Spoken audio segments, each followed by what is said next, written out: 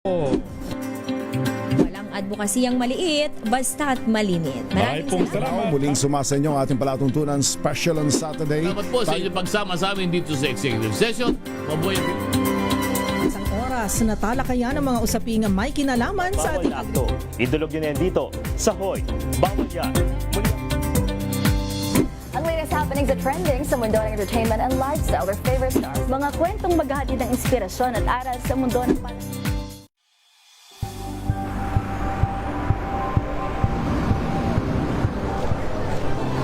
ating mga eksperto dito lang sa Expert Opinion. Ito ang The Better News. TNVS, trending and isang kwento, iba't ibang anggulo. Dito sa Point. Bawat pananagutan ating tatalakayin dito sa Hoy. Bawal yan. Pilipino, dito lang sa latest happenings at trending sa mundo ng entertainment and lifestyle. Ito ang MBC TV Network News. Una sa Pilipinas, una sa Pilipino.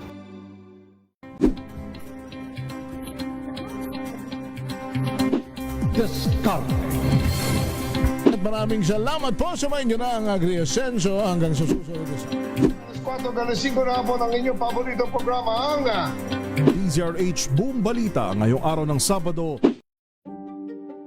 Buklatin ang mga pahina.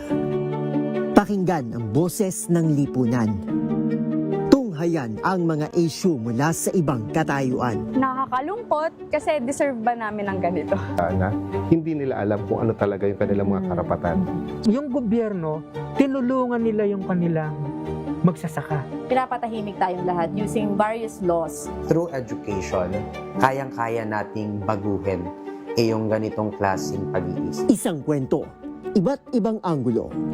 Dito sa Point of View.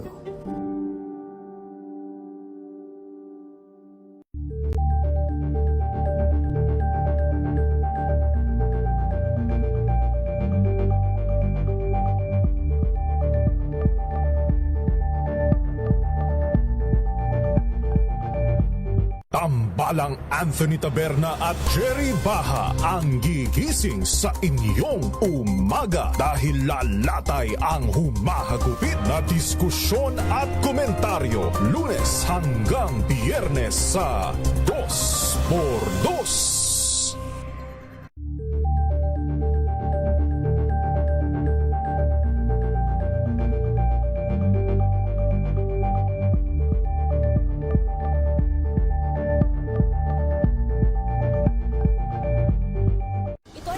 Naitalang 17 individual na ang kanilang naaresto. Ang Metro Manila Development Authority o MMDA ang No Contact Apprehension Policy o NCAP sa Metro Manila. Sa ang ilang mga dokumento ay peke. Hindi rin legal ang employment na ipinangako sa kanila. Sa mata ng batas, mananagot ang sangkot at may sala. Dahil sa bawat paglabag, may karampatang parusa. Alamin ang mga pananagutan sa likod ng mga bawal. Dito sa Hoy! Bawal yan, tuwing Sabado, alas 11:30 ng umaga. Dito lang sa DZRH TV.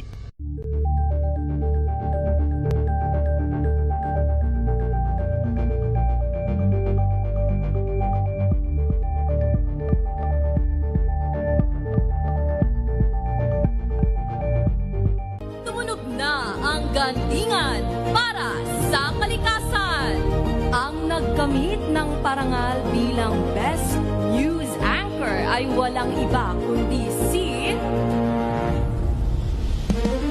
Angelo Palmones ng Magandang Umaga Pilipinas, DZRH Radio 666 kHz.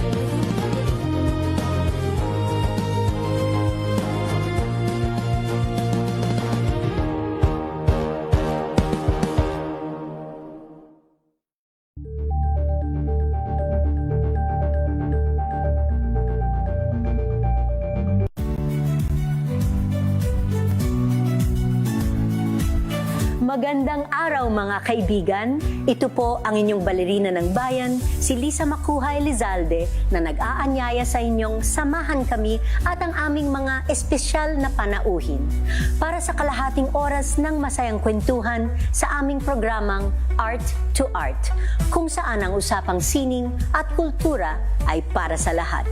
Huwag kaliligtaan, tuwing linggo, alas 3:30 ng hapon, dito lamang sa DZRH Radio, DZRH TV, at via online streaming.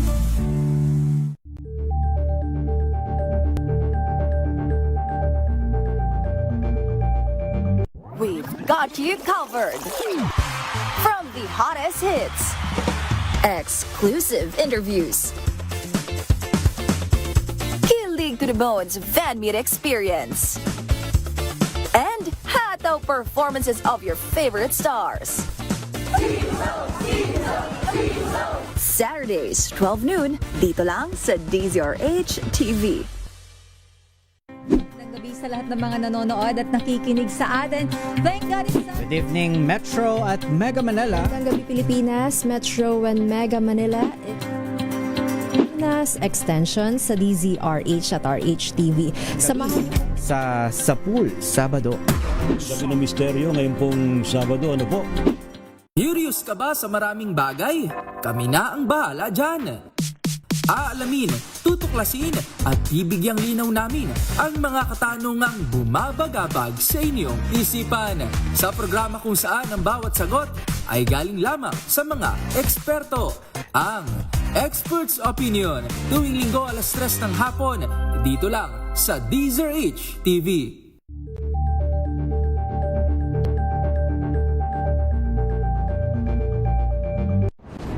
Kung good vibes ang hanap mo, dito ka na sa sigurado!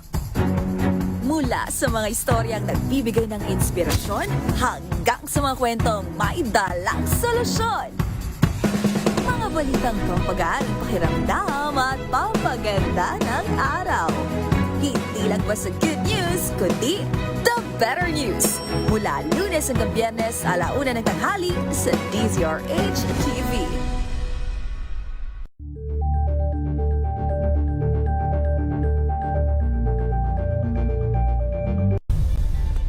Nagsimula sa pangarap hanggang sa maabot ang tagumpay. Iba't ibang kwento, iba't ibang mukha ng atletang Pilipino. Mas pinatindi, mas pinalakas, at mas pinaaksyon sa Match Point tuwing Sabado.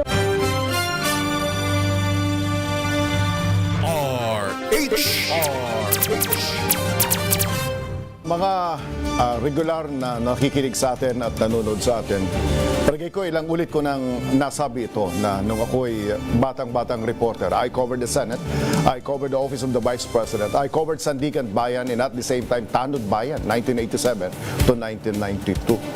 Ang madalas kong naririnig kay Vice President Doy Laurel sa kanyang speeches, Rotary Club of Manila, Chamber of Commerce and Industries, Local Government Units Association. Alam niyo ho, sa mga kaedad ko, madalas yung narinig si Vice President Doy Laurel noon. Are we better off now than we were a year ago? Are we better off now than we were 4 years ago or 6 years ago? Or are we better off now than the past administration? Ang Pangulo ng Republika ng Pilipinas ay tinakda ng konstitusyon na magbahagi ng kanyang State of the Nation Address sa pinakahuling Lunes ng Hulyo. At dito ay kanyang ilalahad ang estado ng ating bansa at kung saan niya dadalhin pa sa mga susunod na taon at sa susunod na henerasyon bilang kanyang contribution sa pundasyon.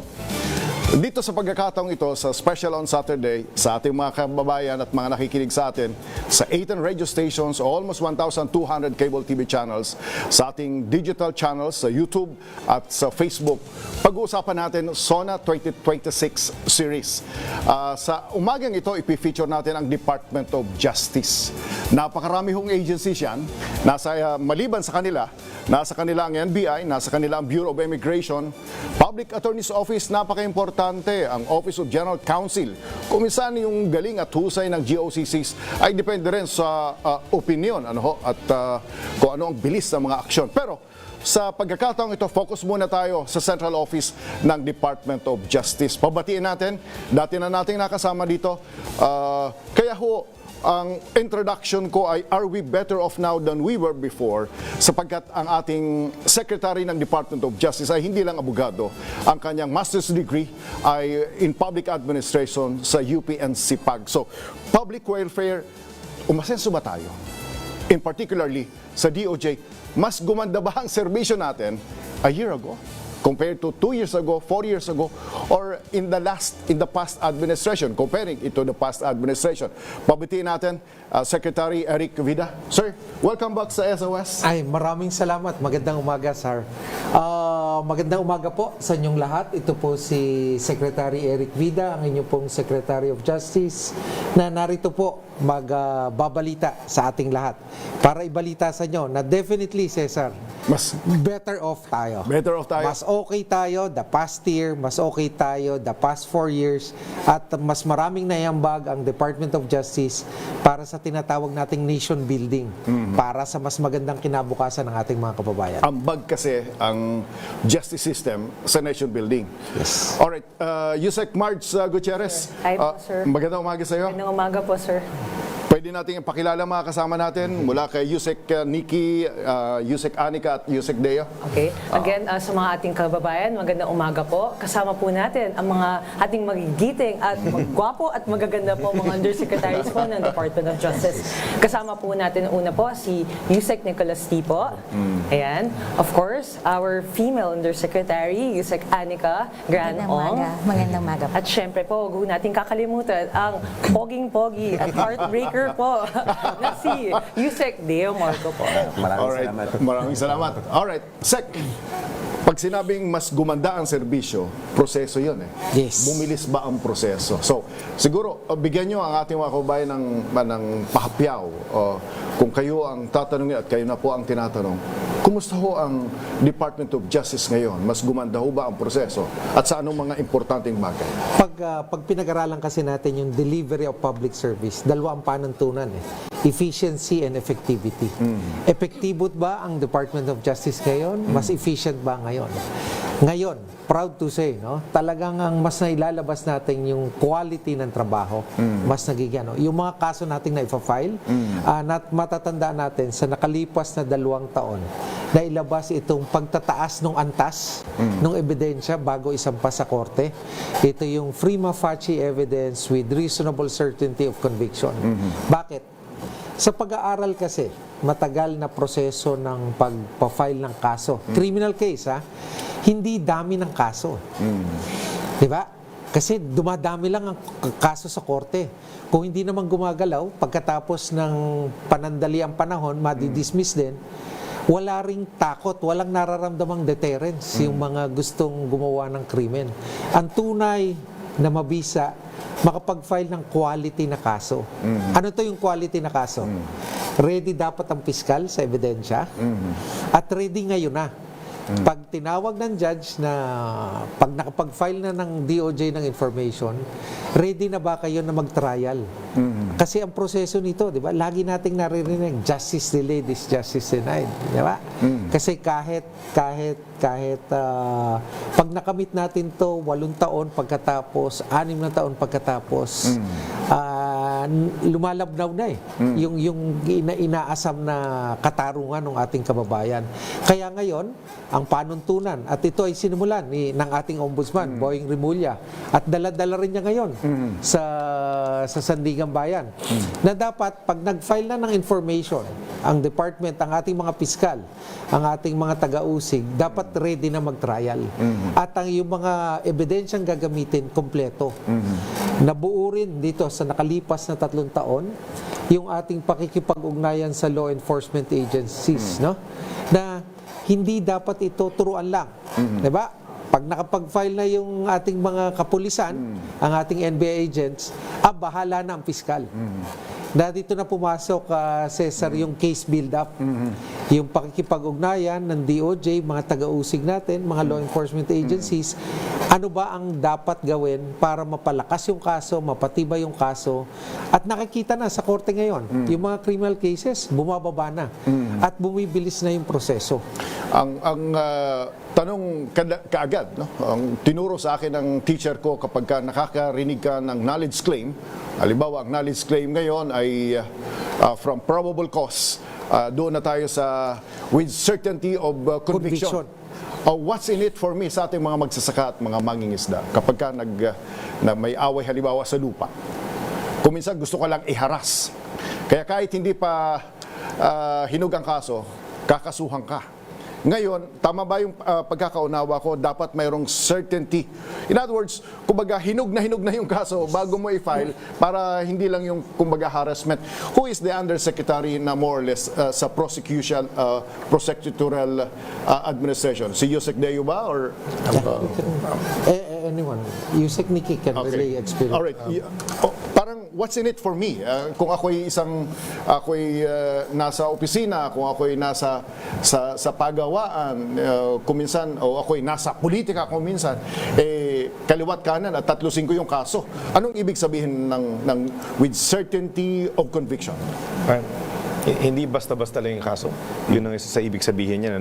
Nasabi naman ni Secretary Vida na pag nasampa yung kaso, dapat may sapat na ebidensya na maatim, yung gusto natin maatim na resulta, na conviction ng akusado. Which means ang medyo restraint, hindi porket si private individual pumunta na, ay magpa-file ka na ng kaso. Tama ho ba ang understanding ko rito? Tama yun, Cesar. Dalawa kasi, sa nagsasampa ng kaso, may nagrereklamo. Tumataas ang pag-asa niya, pwede rin kasi yung nagrereklamo, nangaharas lang. So, nasave na natin yung mga Pilipino na hinaharas lang. Hindi naman to, kumbaga itong kasong to hindi naman lilipad, wag na nating pagkaabalahan ng panahon. Diba? Itong usapin na to ay usaping sibil lang. Away magkapatid, away lang ng maliit na hindi pang usaping pangkriminal. Wag na nating gambalain ang mga husgado, ang mga judges. Maraming nasa-save na panahon, maraming resources nasa-save. Tapos, na ililigtas pa natin sa harassment yung mga dapat i-save. Tapos sa kabilang banda naman, pag nag-file ang DOJ ng kaso, maliwanag sa akusado, tagilid na ako. Kasi matibay na ang ebidensya, matibay na ang kaso. At dito, kaya nakita natin, siguro napapanood natin sa mga example sa US, yung mga plea bargaining. Diba? Pag nasampa na ng taga-usig, nagpe-plea bargaining na sila kasi tagilid na yung laban nila. Napapansin namin sa datos din ngayon. Dumarami ngayon ang nag-plea bargain at sa ating mga taga-usig. Umiikli ang proseso, mas nakakamit natin yung katarungan sa mas maikling panahon. Ang ibig palang sabihin nito ay pati mismo yung gustong mangharas o gusto mag-file ng kaso, magdadalawang isip din siya. Teka muna, mukhang emotional lang siguro ako. Baka ego ko lang ang na tinamaan dito. Kaya gusto ko mag-file ng kaso pero mukhang hindi naman makakalusot ito. Ay hindi ko na lang itutuloy, mapapahiya ako. Mababawasan din yung load ng Action Center. Yusek Marge. Sir, that's true po, sir. Actually, sir, sa Action Center po ngayon, dati, yung tingin ng tao, pag pinag-uusapan ng DOJ na department po, parang unattainable. Pero ngayon po, dahil po sa ating mga nationwide na programa po sa DOJ po, mas napaparating natin sa kanila na hindi, pwede nyo kaming lapitan. In fact, meron po kami mga nationwide initiatives po, katulad po ng regional katarungan offices po. Meron na po kaming 8 ngayon sa buong bansa po. Tapos yun po, cater po namin. Nagbibigay po kami ng free legal assistance, meron po kami mga referral, meron din kami mediation din po, at syempre meron kami mga coordinations po sa mga iba't ibang ahensya, pati rin po sa mga prosecutors po natin. Libre po yung legal assistance po na ito. Kasi in the process, kahit meron na kayong ganyang policy, you call it a milestone, ano? Sapagkat in the past administration, wala ang ganito. Paradigm shift. Paradigm shift, ano? Kung dati, 3-5 yung magpa-file ng kaso, ngayon si nag-aasunto, o gusto mag-asunto, at si DOJ, mag-iisip na rin. Teka muna, pag-aralan muna natin yan. Di ba? Kaysa sa ura-urada, magpa-file na kaagad ng kaso. So ito yung itinuturing ninyo na milestone under the BBM administration. First time ba ito? Isa sa mga, Is this grounded? Is this grounded? Yes, definitely. Diba, halimbawa, Yusek Deo, nung nag-first year law lang ako nag-first year law lang ako In-appoint na ako ni President Cory habang law student ako. Ay sabi ko, di ko na kailangan mag-abogado. Pero yung naalala ko lagi, yung probable ko, sisinap. At yun ang pinangahawakan ng marami. So, ano ang magiging effect nito sa kultura mismo ng mga abogado sa tingin ho ninyo? Nung linabas ng Department of Justice, yung mga nag-aaral at magte-take ng bar, talagang nabulabog din kahit paano. Kasi yung buong pag-aaral nila, ito yung naiba yung burden. Pero ito ay sinang-ayunan na rin naman ng Supreme Court. Bakit? Ang pinagmulan po talaga, isang... So may Supreme Court jurisprudence na rito. Kasi yun sanang itatanong ko baka mamaya ma-challenge tayo. So you're saying may Supreme Court jurisprudence na rito. Ang pinakamagandang epekto po nito, hindi lang po yung mga nagsasampa ng mga kaso. Ito, isang hakbang din to para makaiwas tayo sa mga pang-aabuso ng mga law enforcement natin. Hindi natin sinasabi na ang kapulisan lahat abusado. Meron po kasing panahon dati na gusto nila ma-promote, magpa-file sila ng kaso, kailangan ma-meet nila yung quota, file sila ng file kahit mga walang kwenta. Kawawa naman yung mga kababayan po natin na nakukulong na wala naman talagang ginawang pagkakasala. So ngayon, hindi na po nila pwede basta-basta gawin yung kailangan meron talagang ebidensya bago umurong ang kaso. Alam mo, Lakay Deo, Yusek Deo. Kapilido ni, kapangalan ni Lakay Deo, Yusek Deo and everyone. Alam nyo yung pamantayan ng success, sometimes promotion, ng kapulisan natin. Napakarami akong kaso final. Napakarami akong file. Pero ngayon, Sec, merong bigat na responsibilidad dito Kasi from the number of cases to be filed, doon na tayo sa number of filed cases resolved in the convicted. Parang ganun ba? Successfully prosecuted. Alright. Yung prosecution success rate natin, ito na ang definition ng prosecution success rate. Hindi lamang yung conviction, pati yung nag-settle, nag-plea bargaining, pati yung nag-compromise, kasama na yun. Kasi kasama yun sa trabaho. Ang sa dulo nito, nakamit ba ng litigant, nakamit ba ng Pilipino yung katarungan na inaasam? Diba? Narinig ba namin yung husgado na nagsabi o sa pag-uusap na, oo nga, parang napasobra ako, pero tanggap ko, ito yung posisyon ko, ito yung karapatan ko, ito yung gano'n. Yung makuha nila yung resolusyon sa pag-uusap, hindi lang nag-drag ng 6 na taon, 5 taon, tapos niha-niho, hindi pa rin alam kung nasaan na yung sitwasyon. Alright. Sa loob mismo ng Department of Justice, halimbawa, Yusek Anika, personal-wise, ang assumption namin dito, nung lumabas ang jurisprudence na ito, alam na lahat ng mga fiscal ito. Maliwanag na ang pamantayan sa kanila. Tama ho ba? Yes, sir. Yes, sir. And then, to capacitate them also, nagtitraining din po kami on case build-up sa ating mga fiscals, including po ang mga law enforcement agents. So, nagkaroon po kami ng mga training programs with our LEAs and LEOs para po makapacitate sila. Alam na nila ang gagawin nila. Hindi, kasi nga po, nag-veer away tayo from the probable cause. Ngayon po, nagki-case build-up na rin po ang aming mga fiscal, and also, nagko-communicate na po sila. Bago pa po ma-file ang kaso, nakiki-coordinate na po sila sa ating mga kapulisan, sa ating mga NBI agents, para po yung kaso po na maifa-file, nandyan na po yung ebidensya. So meron po tayo ang Department of Justice during po sa time po ng ating administrasyon. Nag-invest na po ng a total of 1 billion pesos po sa training po ng ating mga personnel po sa Department of Justice. Opo, sir. 1 billion? Yes, sir po. Parang ngayon lang ako nakarinig niyan. Sir, ngayon lang ako nakarinig niyan. Nakakatuwa yan, discussion namin, budget hearing. Alam mo ba, habang papunta ako rito, ang itatanong ko talaga, budget. Kasi kung walang budget, wala ang plano. Di ba? Wala yung plano.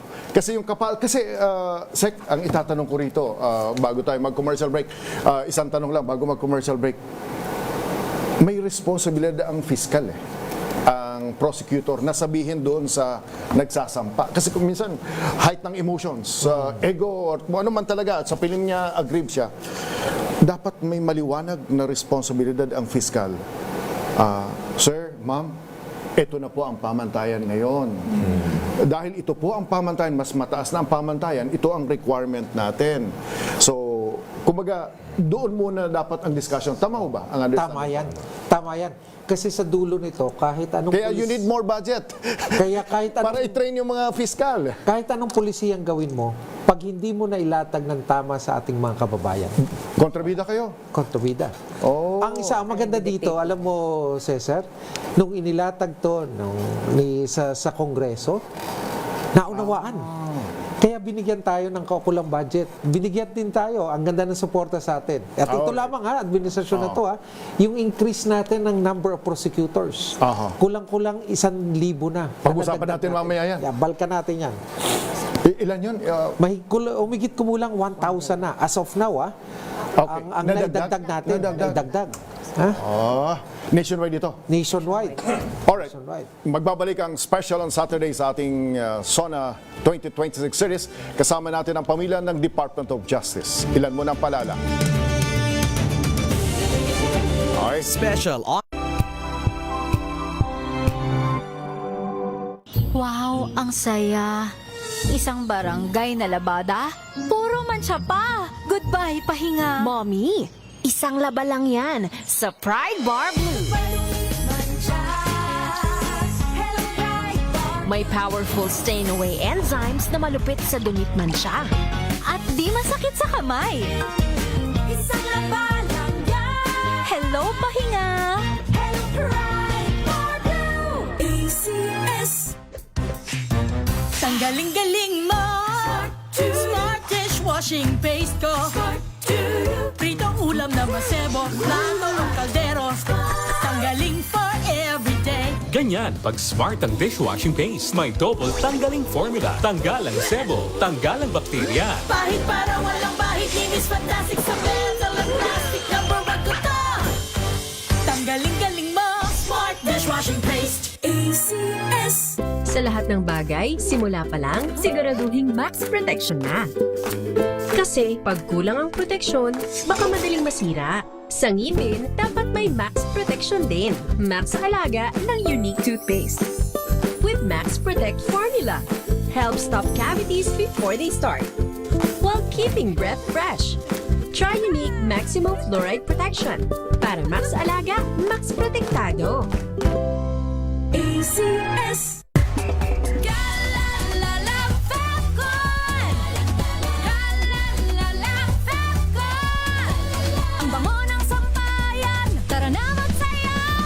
Fabton, amoy nakaka-joyful. Ang buhay ay sasaya, basta't busog ang pamilya.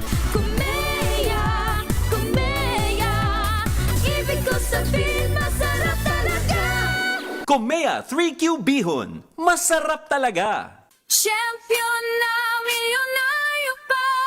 Pagkakataon mo na namang manalo ng 1 million pesos tax-free dahil eto na naman ang champion na milyonaryo pa. At ngayon, may papremyo na rin kami para sa inyong mga suking sari-sari stores. Ilagay sa isang malinis na papel ang iyong complete name, age, address, contact number at pirmahan. Maaari din ilagay ang iyong suking sari-sari store at ang kanilang address at contact number. Ilagay sa isang white legal-sized envelope na nakipang man sa mga required proof of purchase o POP.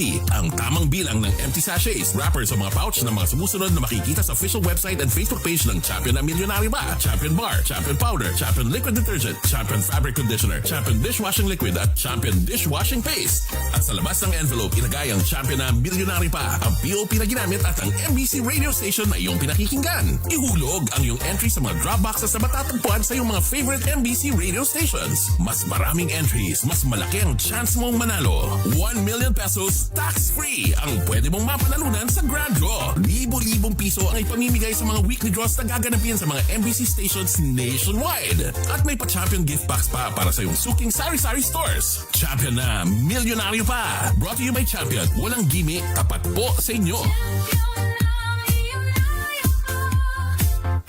Kia ora, my name is Tyron Victa and I'm an operating theatre nurse here in Christchurch, New Zealand.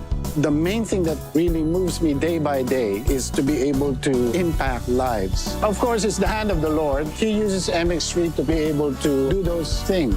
I attribute it to, of course, the antioxidant factors of MX3. And of course, healthy diet and just keeping fit. MX3, dito ako believe. Mahalagang paalala, ang MX3 capsule ay hindi gamot at hindi dapat gamiting panggamot sa anumang uri ng sakit.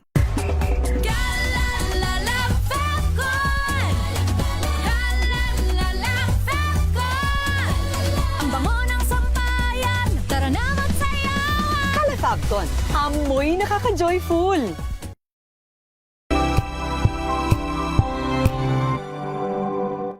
Hello, Washi! Laundry day na naman! Yay! Anong meron? Mancha ng chocolate, putik, may libag pa! Kaya natin yan!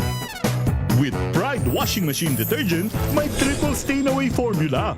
Tanggalang makapit, madikit, at madupit na dumit mancha. Kaya easy-easy ang labada. Mula noon hanggang ngayon! All you need is pride. All you need is pride. ACS. Sa loob ng 86 na taon, DZRH ang naging kaagapay ng mga Pilipino sa balita, sa serbisyo at sa bawat kwento. 86 na taon ng tiwala at sa mga darating pang taon, mas pinalakas at mas pinagtibay para sa Pilipino. DZRH, una sa Pilipinas, una sa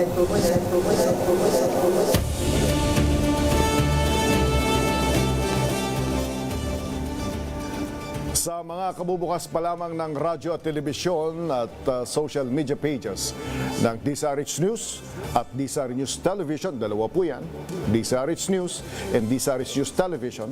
Ang panauhin ho natin ay pamilya ng Department of Justice. Pinag-uusapan natin, are we better off now than we were a year ago, 2 years ago, 3 years ago, or are we better off now, this administration, than the past administration? Exhibit A na ibinigay ho nila.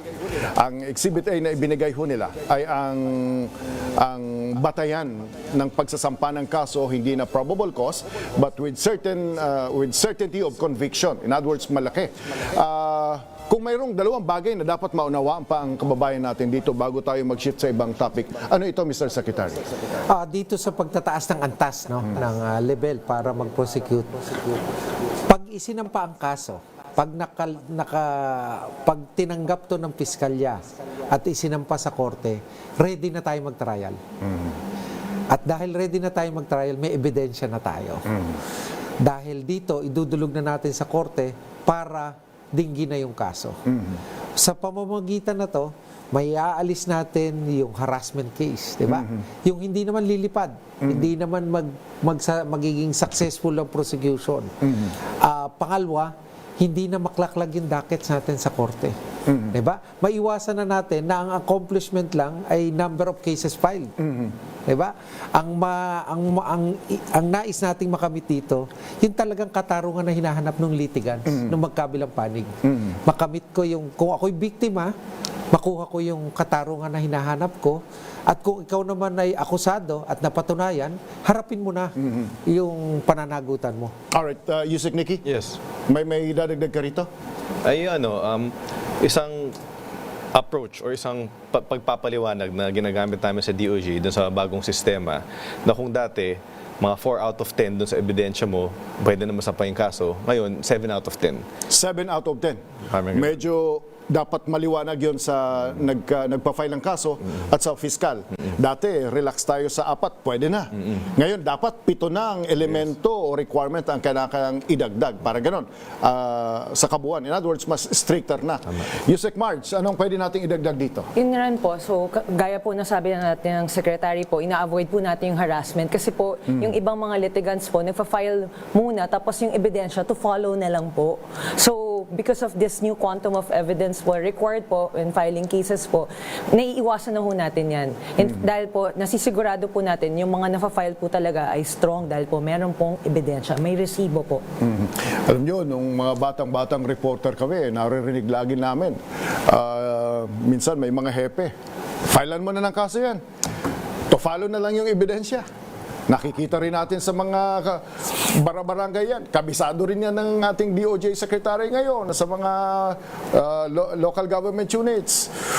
Filean mo na ng kaso. Hahanap na lang tayo ng ebidensya susunod. Importante, may file na mo ng kaso. You're saying, Mr. Secretary, bawal na yan ngayon.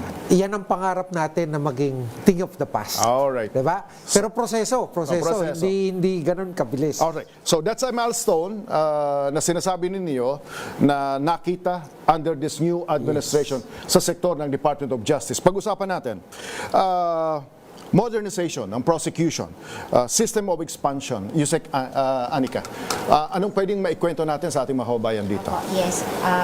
For many years po kasi yung Department of Justice has been operating under limitation, sir. So in terms of manpower, resources, aming organizational support. So with this administration, sir, nag-invest po ang ating gobyerno sa ating Department of Justice. Number one dito, yung creation natin ng additional prosecutor positions. So dati po, nung 2022, we only have a total of 2,966 prosecutors.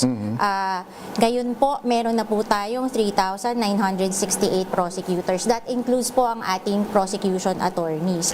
So, ang breakdown lang po nito, sa CESAR noong 2022, yung ating mga presidential appointees na mga fiscal, nagka-increase po tayo ng 651 positions, sir. So that's a total of 23.62% increase from 2022. First time na nangyari yan, Sec? Yes, sir. First time po. Sec, alam mo naman yun sa DBM. At saka, mga katakot-takot na paliwanag sa DBM, katakot-takot na paliwanag sa Civil Service Commission para yung item mabuo. Yes, Cesar, ang kwento ko sa inyo. Ano ho kasi yan, may batas? Alright. Republic Act mandated. 10071. Okay, all they have to do is to fund it. 2010 yung batas. 2010? 2010. Only after starting 14 years after. Alam mo, I covered Senator Edgardo Angara during the time the Salonga Senate, 87 to 92. Hindi ko makalimutan ang isa sa mga privileged speeches niya ni Senator ni Senator Edgardo J. Angara.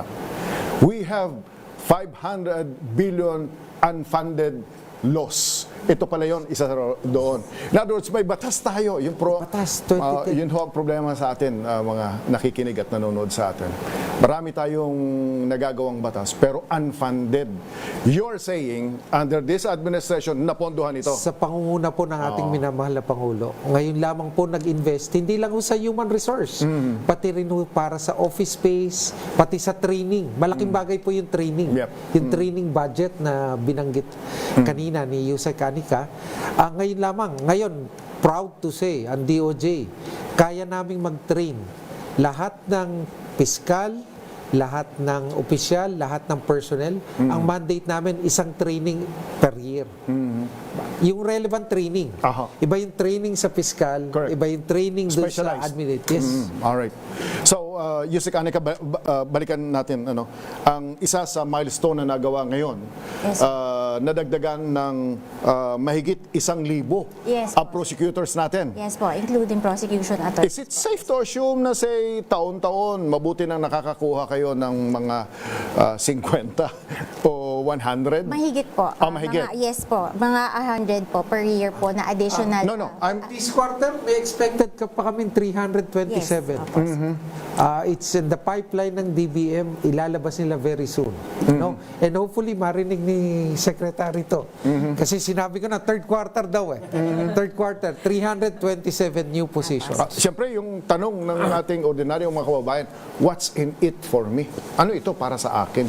Yusek Niki, sa ordinaryong mamamayan, kapag ka nadagdagan ang mga kababayan natin, kapag nagdagdagan yung numero ng mga prosecutors na mga fiscal, anong ibig sabihin? Mababawasan na yung pila? Hindi outside NCR, lalo na sa mga probinsya, konti lang talaga ang prosecutor doon dati. At yung mga ratio doon, mga 1:5 courts, 1:6 courts. So kung gano'n, mabagal ang takbo ng mga Isang fiscal? 6 na korte. 6 na korte? Mga gano'n, no? Sa probinsya? Yes, sir. Not in Cavite siguro, no? Not in Cavite, pero ang dami natin yung tinatawag nilang geographically challenged stations. Of course, may iba pang issue doon. Baka ayaw lang nila roon. O dahil wala tayong pondo. Walang pondo. Walang posisyon, walang pondo. Kasi marami na rin tayo abogado, hindi ba? Madami. Lalo na sa impeachment proceedings ngayon. Maraming nagkakahilig.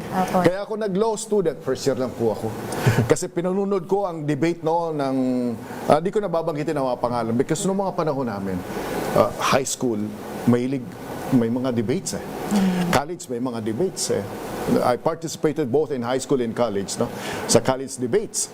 Maraming naiinganyo. Ngayon, maraming maiinganyo dahil sa proceedings na nakikita, hindi ba? Nabanggit mo yung inganyo. Mamaya may didiscuss ako. Nabanggit mo inganyo? No. Meron kaming isang posisyon. Na-encourage yung inganyo po, na-encourage. 103 ang applicants, isang posisyon. Ganun ang interest ng mga ng mga aplikante. Ang taas ng level Marami na una i-inspire ngayon. Marami na i-inspire. Lalo na ngayon. Alam niyo, sinasabi ko sa tennis, I played tennis 6 to 7 in the morning before going to the office. Ngayon, ang hirap na kumuha ng tennis court. Kasi ang dami na gusto maglaro ng tennis because of Alex Iyala. Ngayon naman, dahil maraming nakakapanood sa impeachment proceedings, maraming nai-inspire. May budget ka rito, Yusek Anika. Sir, and also po, actually po, unlike before, kasi medyo practitioner na rin po ako, dati po, dati ang mga abogado gustong pumasok sa private practice. Ngayon po, ang una nilang gustong puntahan, yung National Prosecution Service. Kaya po, ang dami po naming aplikante. Actually, problema na po kami sometimes dahil sa isang position, 9 positions po, like sa central office namin, nagkaroon kami ng almost 500 applicants po. So, dahil po sa kagustuhan nilang maka-join po sa Department of Justice, dahil po sa improved service, improved facilities namin, improved benefits, and of course po, yung capacity building. Ganda dito, happy problem. Yun, sasabihin ko It's a happy problem. Yan sana sasabihin ko, it's a good problem. It's a good problem. It's a good problem. Alright. Sir, hindi lang po mga lawyers po. In fact, may mga law students rin po na interesado po na mag-internship po sa DOJ po. In fact, ang dami po naming queries. Sa DOJ Action Center pa nga lang po, may 30 interns na po kami na gustong maging abogado someday. That's why they want to start off with DOJ. Lagi sila nagtatanong. Sa lahat po ng ikot namin, tinatanong nila, meron po ba kayong internship? Ganun na po ka-popular rin po yung mga programa po ng DOJ. Maganda yung indicator. So far, nakakadalawang maliwanag na tayo. Yung paghahanap ng ebidensya, yung bigat ng ebidensya para mababawasan yung mga harassment, and at the same time yung pag-aksaya ng oras ng pribadong sektor at ng gobyerno. At ngayon, ang importante ngayon ay dumami ang ating mga prosecutors. Alright. Yes. Maliban dito, ano pa ang ilang milestone na pwede nating maituring pagdating sa modernization ng prosecution? Of course, also po yung ating additional facilities po. Nag-establish po kami ng mga bagong opisina para sa ating mga fiscal. We have now po building? Offices po and buildings po. Alright. So for the offices po, we have additional 3 regional prosecution offices. Dito po yan sa Mimaropa, sa CAR, sa Cordillera Autonomous Region, and then Negros Island Region. Bakit ito? Bakit ito tatlong ito? This is consistent with the national government policy to decentralize, di ba? So from 15 regions, understood. 18 na ngayon, di ba? Para mas madali yung management. Understood. Mas madali yung management. Alam niyo, para mas maintindihan ho natin ito, maraming mga opisina sa Mimaropa na nasa Metro Manila. Yes. Maraming mga national government agencies, regional offices na dapat nasa Mimaropa, pero nandyan sa Quezon City, nandito sa Laguna, yung iba nandito sa Makati. And yet, they are supposed to be there sa Mimaropa. You're saying, mayroon na tayo sa Cordillera? Yes po. Mayroon na tayo sa Mimaropa? Opo. At Negros Island, yung newly created. Sa NIR po natin, sa may Bacolod po, yung office natin, fiscal. Yung sa CAR po, nasa Baguio. Tapos yung Mimaropa po natin, nasa Palawan. Yung mga nakikinig sa atin sa DYAZ Bacolod, Love Radio Bacolod at Yes FM Bacolod. And by the way, sa Bacolod, digital TV na tayo dyan ngayon. Free-to-air TV tayo sa Bacolod. Ibig sabihin nito ay makikinabang sila ron. Opo. Sa area na yon. Alright, so maraming lugar. Alright, sa ating pagbabalik, yung paborito ninyong tanong, ano naman ang nagagawa ng Department of Justice sa mga online crimes? Medyo pati si lolo at lola. Ngayon habang kukuya-kuya ko, nanonood ho kayo ng special on Saturday. Pero pag commercial break, may pinupuntahan kayo ng kung ano-anong makikita sa cellphone ninyo. Tapos minsan natutokso kayo, magkakaproblema later on. Alright. Anong ginagawa ng action? Meron bang milestone ang Department of Justice sa isyong yan? Ilan mo ng paalala?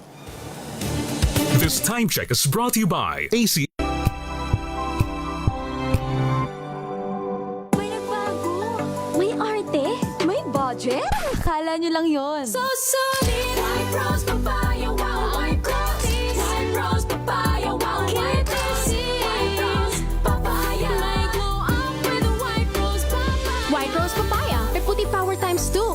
papaya at niacinamide. May shea butter and tea tree oil pa. Kutis sulit ang glow up.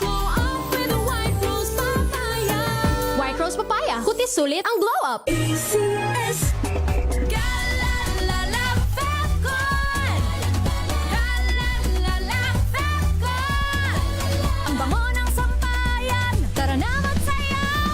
Calefacton, amoy nakaka-joyful.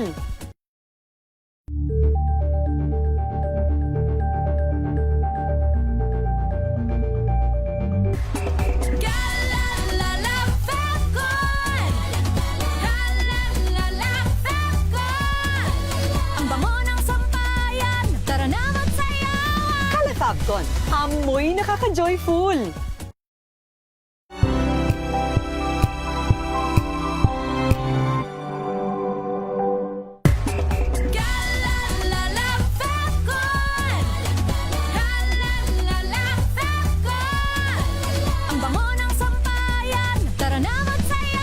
Calefacton, amoy nakaka-joyful.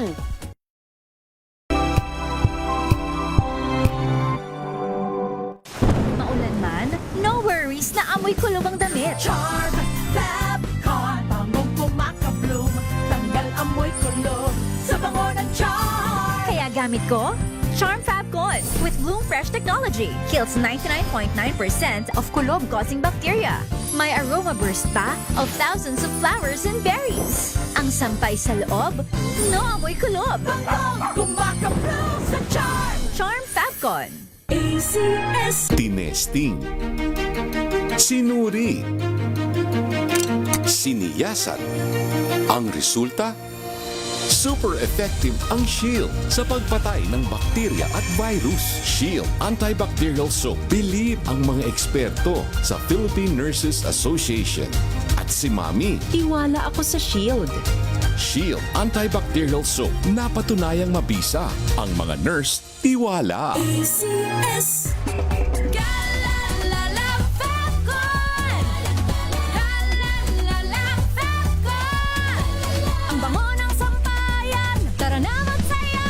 Calefacton, amoy nakaka-joyful.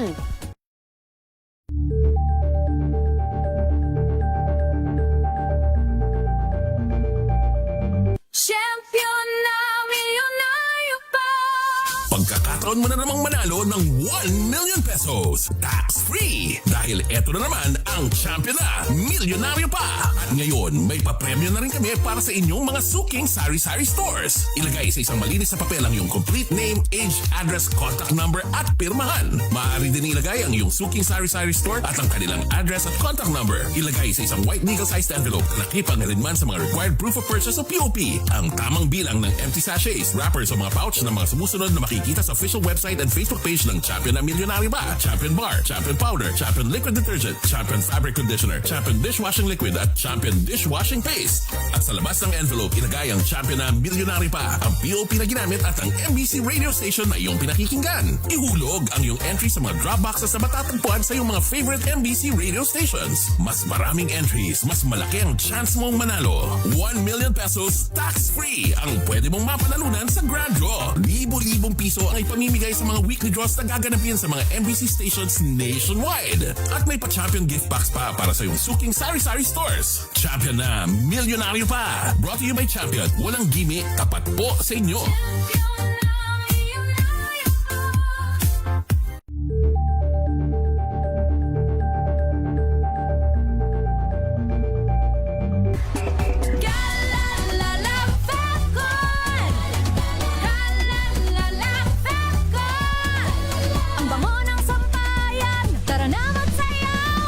Calefacton, amoy nakaka-joyful.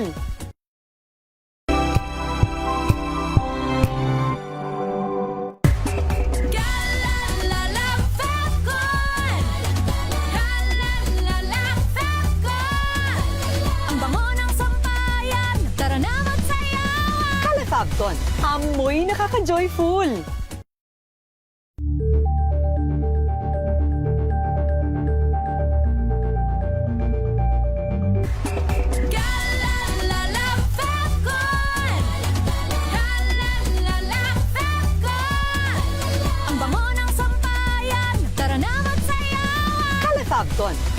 ako'y nakaka-joyful.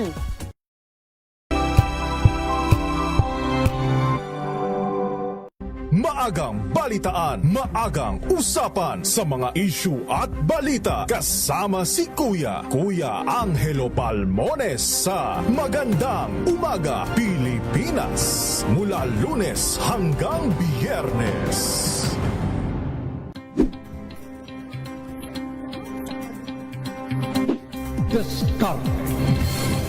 At maraming salamat po sa inyo na ang Agri-Asenso hanggang sa susunod na 4:05 na po ng inyong paboritong programa ang DZRH Boom Balita ngayong araw ng Sabado.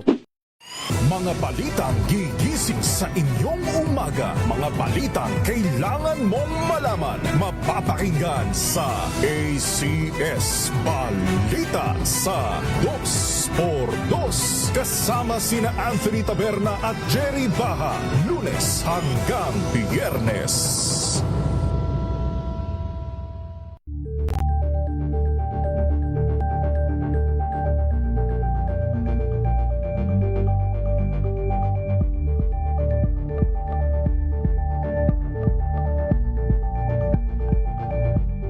Alamin ang mga maiinit na isyung pambayan, mga balitang kailangan mong malaman, usapin sa pamahalaan, politika, ekonomiya at kabuhayan. Ito ang mga dapat mong malaman, pakialaman at pag-uusapan dahil kayo ang tinig ng mamamayan dito sa Damdaming Bayan. Live sa DZRH Radio, DZRH TV at DZRH Digital. Kasama sinalakay Deo Macalma at Elaine Apit. Araw-araw, Lunes hanggang Biyernes. Damdaming Bayan.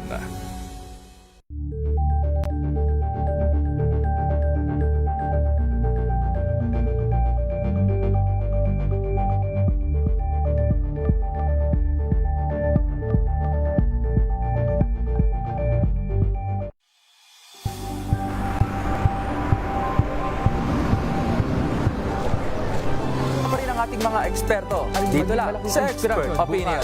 Ito ang The Better News. TNVS. Trending and Isang kwento, iba't ibang anggulo. Dito sa Point. Bawat pananagutan at itatalakayin dito sa Hoy. Bawal yan. Dito lang sa DZRH. Match up of entertainment and lifestyle. Ito ang NBC TV Network News. Una sa Pilipinas, una sa Pilipinas.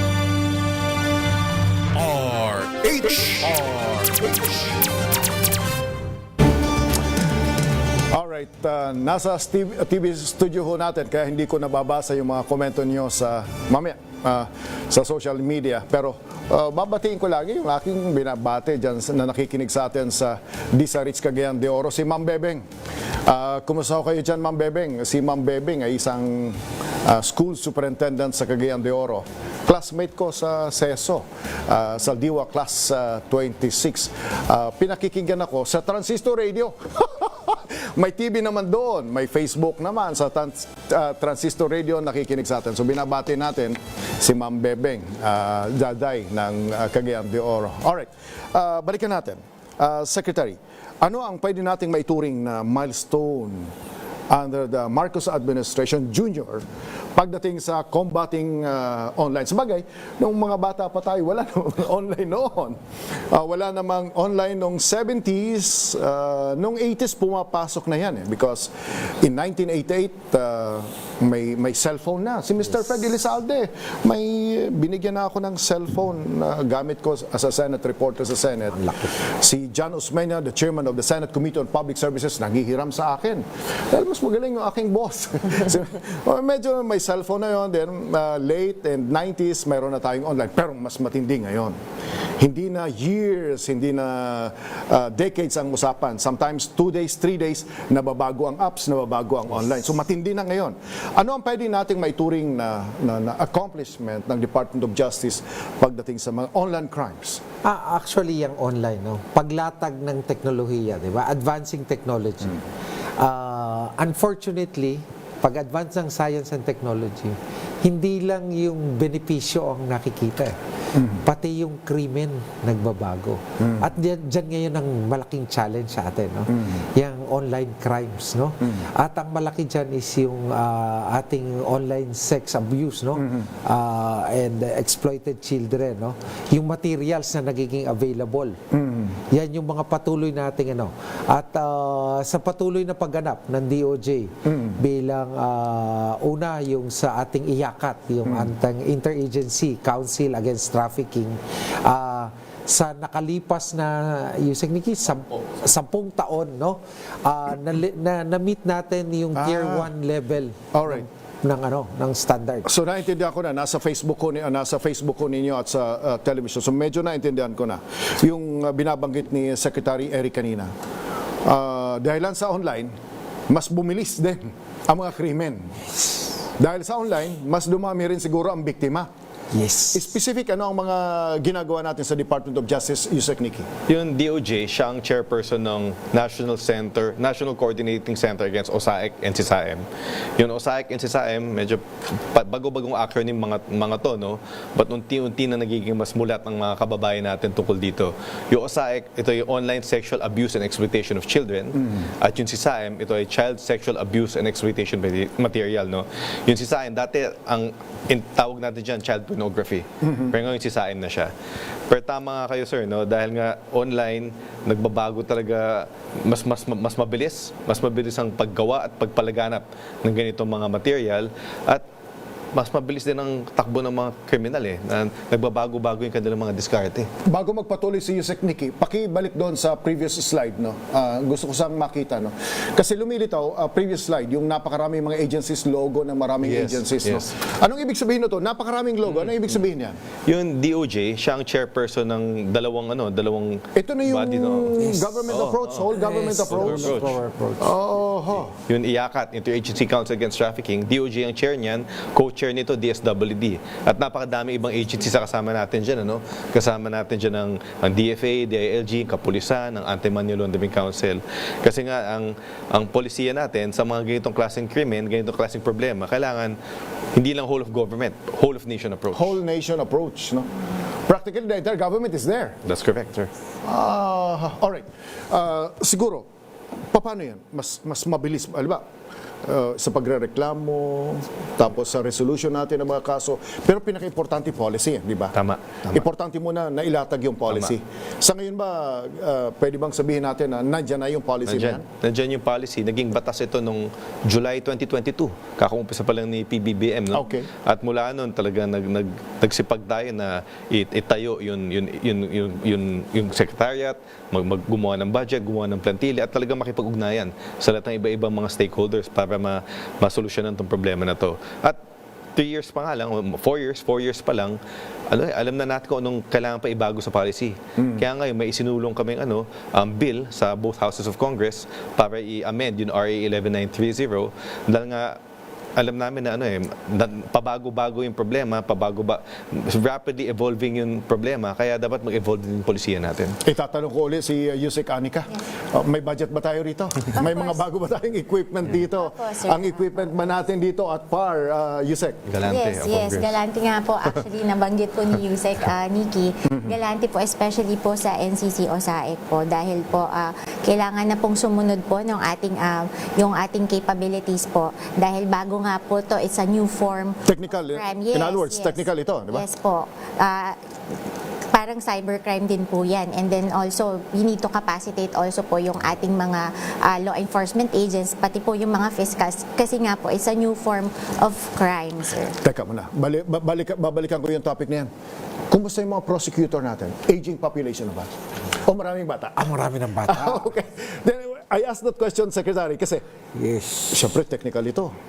We have a good mix. We have a good mix. We have a good mix. Of course, we cannot disregard. We have mentors. We have mentors who are sharing their knowledge, their experiences. We have a good mix. Naalala ko si Coco Pimentel. Hindi pa siya naging senador. Sabi ko, kwento niya sa akin, alis ako, saan ka? Punta ako ng US, ano gagawin mo? Magti-training ako. It's about internet. Internet crime, sabi ko. Because BS Math kasi si Coco si Senator Pimentel, dating Senate President. So, on his own, hindi siya senador, habang nilalatag niya yung kanyang petition sa Supreme Court at the time, gumawa siya ng paraan para mag-training. Bakit ko sinabi yan? Sapagkat siya is a private citizen, siyempre may commerce law na at that time, no? Naghahanap ng mga training. Tanong, Yusek Anika and everyone, yung bang mga training ninyo, siyempre nakafocus sa mga fiscal, sa mga prosecutor, sa mga tauhan natin, di ba? Paano yung mga abogado na iba? Meron din ba ganyan o ang focus muna natin sa Department of Justice? Focus po muna natin Sa Department of Justice. Yes, sir. Ang importante dito, a critical mass within the Department of Justice ay trained na rito. Yes. Pag sinabi nating train, more or less mayroon tayong say mga international standards. Parang ganyan, ano? Parang yung training na ito. Tapos part ito ng overall HR development training ninyo. Yes, sir. Bali po, part po ito ng aming training design. So, we expect po that every employee po would have one training session in 1 year po, sir. I need to mention this. Alam mo, si Major Abi Puruganan, kasamahan ho namin sa NDCP, pagkatapos ng coup d'etat noong 1989, no? So kami mga reporters, pinag-aralan namin yung background niya. Ang daming technical trainings. Medyo nakita ko ho, nabasa ko ho. In public knowledge na ho yun dahil nung tinignan namin, sino ba itong mga coup plotters ng Young Officers Union, Captain Danny Lim, Major Abi Puruganan. Nung tinignan namin yung credentials, ang gagaling, pang-corporate ang dating. Yung bang mga training natin, siyempre ang objective natin, medyo pang-corporate ang training namin. Kung pinakamagagaling na hacker, ay dapat marami rin tayong mga ganun, hindi ho ba? May, public governance, no? Nakatahi na yan, eh. Bawat opisina, may mandato. Bawat mandato, may objective yung bawat yung tinatawag naming IPCR, no? Yung objective ng bawat individual. So nakadikit yon dun sa mandato ng opisina. Tapos pagpasok ng IPCR nila, may dapat silang skill set. Ibinabangga na namin yung needs assessment namin sa training. Correct. So kung ano yung skill set ng empleyado ng gobyerno, ganyan na po ang gobyerno ngayon. Hindi na ako pwedeng tsamba. Hindi pwedeng favorite ko lang siya lagi ang nagte-training. Binabanggit ko sa analogy si Major Puruganan, no? Abi Puruganan. Sir, binanggit kita ngayon. Sapagkat kung mananalo ka sa isang coup attempt, dapat mas magaling ka at mas mahusay ka sa kalalawanan mo. It was a 6-day coup attempt. 10 o'clock, November 30 hanggang December 6. Nationwide ho yun, pero pinakamatindi doon sa Makati kung saan nandoon ang headquarters ng DSR. So tinignan namin, mas magagaling ba at mas mahuhusay ba yung mga coup plotters kaysa mga defenders ng government at that time, led by Ramos and General Biason. I asked that question kasi tama ho, ganyan din ang mindset natin. Dapat yung nasa cybercrime, nasa online natin, yung policy natin ay matutudla talaga yung mga kriminal at mapiprevent na mangyayari ito. Tapos yung capacity ng ating mga empleyado ay kasing huhusay din, if not mas mahusay pa. Ganito yung IPCR na sinasabi ho ninyo. Dapat ito makasabay. Dapat una tayo Tayo ang gobyerno. Dapat una tayo sa training, una tayo sa kaalaman. Pero kasi lamang na tayo, una kasi tayo sa pagsiservisyo, may gigil na tayo may sinabi sa atin si Secretary na papupuntahin niya sa atin yung NBI tapos immigration. Pag-uusapan natin itong mas mahaba-haba yung cybercrime. Alright, punta tayo sa violent extremism. Kung minsan nadidisrupt ang progreso ng isang bansa dahil lang sa kapayapaan. At ang kapayapaan ay mula sa mga syndicated organized groups hanggang sa mga extreme violence, no, na nakikita ho natin. Dito anong pwedeng maipakita natin? Mayroon ba tayong milestone na na-address ng Department of Justice dito? Yusek Deo or Yusek Nikki? Ang DOJ, isa siya sa mga member agencies ng Anti-Terrorism Council. So dito sa Anti-Terrorism Council, tinitingnan natin itong mga iba-ibang uri ng violent extremism. So madami naman tayong accomplishments siya, no? Hindi lang sa pag-investiga at pag-prosecute ng mga kaso kung saan may mga na-convict na tayo ng mga for terrorism financing or related crimes. But tinitingnan din natin yung mga bagong trend eh. Kaya nga, di ba, medyo na-alarma tayo dun sa school shooting sa Tacloban. Diba, na parang lumalabas sa investigasyon na yung mga bata, yung mga gunmen ay na-radicalize online ng mga iba-ibang mga masamang elemento dyan. Kaya ngayon, isa to sa sinusubaybayan natin kung anong dapat natin gawin. Dahil wala pa talaga tayong legal framework para dito sa tong uri ng violent extremism na to. So, tingnan natin, ang DOJ bilang kasama sa Anti-Terrorism Council ay titingnan kung paano masolusyonan to. Tulad ng problema natin sa OSAIC, whole of nation approach, makipag-ugnayan tayo sa iba-ibang mga ahensya. Tapos kasalukuyan, kinakausap din natin ang Kongreso kung maaaring tingnan, kung maraming pag-aralan ang posibleng batas dito. Tama.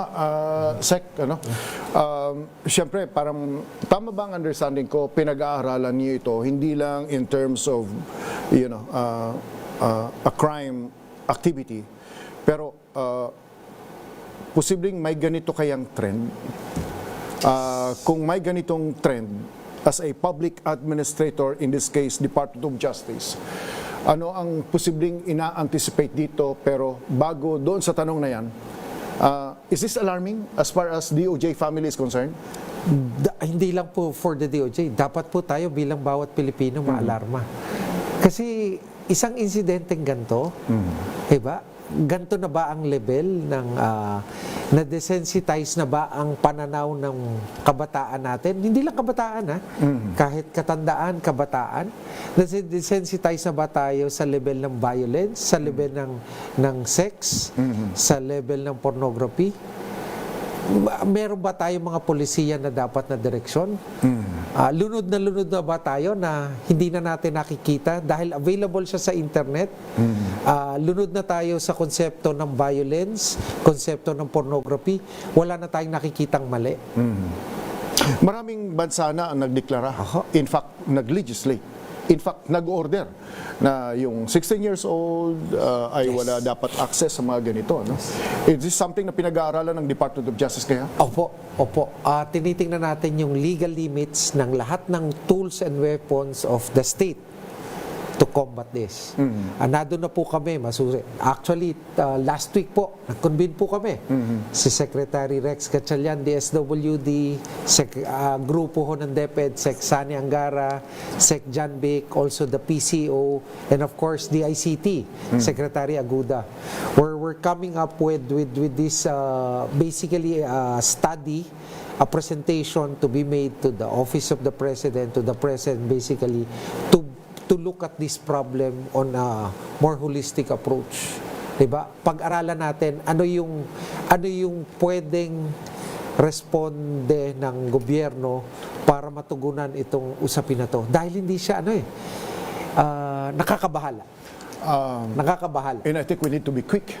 Yes. Without compromising the substance requirement. Yes. Tama ba? Yes. We need to be quick kasi, halimbawa, si Yorme nagbigay ng kautusan. Itong weapons na dala ng bata sa loob ng paaralan ay hindi dapat ina-address sa loob lang ng paaralan. Sa community pa lang. So, mayroon siyang specific directive kapag sa mga pulis kay General Santiago, kapag ka ang pulis ay nakakakuha na nakaka-apprehend na ng mga bata sa labas pa lang ng deadly weapons, i-report na agad sa school principal para may visibility ang education. Ngayon, naiintindihan ko kung bakit whole government approach ang dating ninyo because hindi lang ito Department of Justice concern, hindi ba? Pero, Sec, pagdating sa policy, malapit na ho ba tayo makabuo na to address this itong Tacloban incident na ito? Marami nang nabuong mga solusyon. Isang nabuo, unang-una, yung sa natin. Bawat local government, may dream yan May disaster risk reduction. Hindi natin napapag-usapan yung insidente ng ganon. May active shooter. Pag may active shooter, nagre-ready lang tayo, bagyo, baha. Diba? Pag may active shooter, ano ba ang responde? Ang responde ba dapat may warning? Dahil may active shooter, dapat lahat naka-lock in sa kwarto. Hindi takbuhan palabas. Dapat may responde na bawat lokal. Pangalawa, pag responde ng pulis, meron na ba siyang blueprint ng school? Diba? Saan ang exit? Saan papasok? Saan palabas? Saan nanggagaling yung intel? Dapat mas malalim na pag-aaral. Ito sa usapin ng peace and order. Tapos, ang isa pa naming usapin, redress of grievance. Nagrereklamo ako, binubuli ako. Anong naging aksyon ng teacher? Anong naging aksyon ng principal? Anong naging aksyon ni kapitan? Ang gusto nga namin ilatag, pati ang DOJ dapat, ang aming mga opisina, maging open din. Ang aking pinag-aaralan... Action Center! Yes, Action Center. Pag may bullying, punta kayo sa aming mga piskal and we will find a way to resolve or to respond to the complaint on bullying.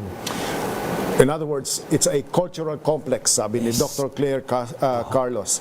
It's a cultural complex. In other words, itong cyber na ito, online na ito, hindi pwedeng DOJ lang talaga. Nakita niyo yung pinaliwanag niyo, very clear yung paliwanag ni Secretary. Mayroong SOP, standard operating, may playbook na kapag ganito ang incident, lahat ng players ng society in that community, alam na nila kung anong role nila at kung sino ang maging incident commander. So, bago yan, ano? Kasi dati, ang alam natin, kapag may cybercrime, DOJ lang. And maybe fiscal and police. Pero lumilitaw, hindi lang ito prevention and managing, but at the same time, you mitigate. Para mabawas-bawasan na lumala pa ito, dapat may maliwanag na tayong sistema. Yun ang natutunan natin ngayon. Ngayon, mamaya sa ating pagbabalik, babalikan ko lang sa ating pagbabalik. Yung mga kulungan ho natin. Kung minsan ang mukha ng gobyerno ay sa kulungan, gaano sila napapabayaan, gaano sila katagal doon, ano ang sistema sa loob, at kuminsan nandoon yung injustisya napapatagal. At kuminsan napapalala pa dahilan sa indecision o maling decision. Alright. Sa ating pagbabalik, alamin natin yan. Ano? Kumusta ang kalagayan ng mga bilangguan o lalong-lalo na yung mukha ng bilangguan dito sa Metro Manila sa ating pagbabalik. Ilan muna ang paalala. This time check. Wow, ang saya. Isang barangay na labada, puro mancha pa. Goodbye, pahinga. Mommy, isang laba lang yan sa Pride Bar Blue. May powerful stain-away enzymes na malupit sa dunit mancha. At di masakit sa kamay. Isang laba lang yan. Hello, pahinga. Hello, Pride Bar Blue. ACS. Tanggaling-galing mo. Smart dishwashing paste ko. Pritong ulam na masebo. Plato ng kaldero. Tanggaling for everyday. Ganyan pag smart ang dishwashing paste. May double tanggaling formula. Tanggal ang sebo, tanggal ang bakterya. Pahit para walang bahid. Linis fantastic sa metal at plastic. Number 1 ko to. Tanggaling-galing mo. Smart dishwashing paste. ACS. Kia ora, I'm Stephanie Adanza, 48 years old, and I'm working as a Member of Parliament Support Advisor here in Wellington, New Zealand. I'm very happy that a friend recommended MX3 to me. When I opened the box of MX3 and it said, the best decision of your life, wala nang doubt, I get to be part of a product that has a role in the good news, the Great Commission. MX3, dito ako bilib. Mahalagang paalala, ang MX3 capsule ay hindi gamot at hindi dapat gamiting panggamot sa anumang uri ng sakit. Champion na milyonaryo pa. Pagkakataon mo na namang manalo ng 1 million pesos tax-free. Dahil eto na naman ang champion na milyonaryo pa. At ngayon, may papremyo na rin kami para sa inyong mga suking sari-sari stores. Ilagay sa isang malinis na papel ang iyong complete name, age, address, contact number at pirmahan. Maaari din ilagay ang iyong suking sari-sari store at ang kanilang address at contact number. Ilagay sa isang white legal-sized envelope na nakipag-alinman sa mga required proof of purchase o POP. Ang tamang bilang ng empty sachets, wrappers o mga pouch ng mga sumusunod na makikita makikita sa official website and Facebook page ng Champion na Milyonaryo Pa, Champion Bar, Champion Powder, Champion Liquid Detergent, Champion Fabric Conditioner, Champion Dishwashing Liquid at Champion Dishwashing Paste. At sa labas ng envelope, ilagay ang Champion na Milyonaryo Pa, ang POP na ginamit at ang MBC radio station na iyong pinakikinggan. Ihulog ang iyong entry sa mga drop boxes na matatagpuan sa iyong mga favorite MBC radio stations. Mas maraming entries, mas malaki ang chance mong manalo. 1 million pesos tax-free ang pwede mong mapanalunan sa Grand Draw. Libo-libong piso ang ipamimigay sa mga weekly draws na gaganapin sa mga MBC stations nationwide. At may pa-champion gift box pa para sa iyong suking sari-sari stores. Champion na Milyonaryo Pa. Brought to you by Champion. Walang gimmick, tapat po sa inyo.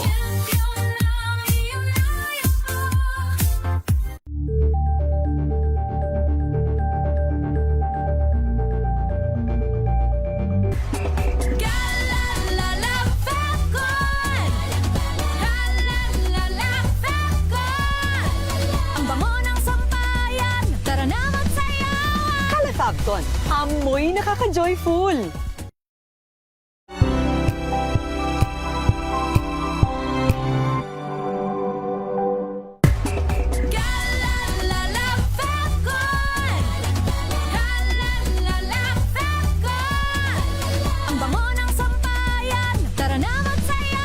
Kalafabton, amoy nakaka-joyful.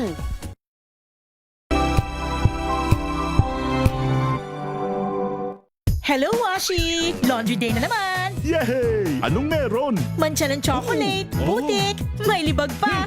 Kaya natin yan! With Pride Washing Machine Detergent, may triple stain-away formula.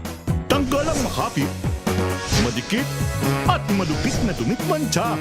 Kaya easy-easy ang labada. Mula noon hanggang ngayon. All you need is pride. All you need is pride.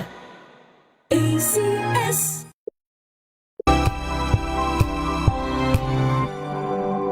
Tambalang Anthony Taberna at Jerry Baha ang gigising sa inyong umaga dahil lalatay ang humahagupit na diskusyon at komentaryo Lunes hanggang Biyernes sa 2 RH.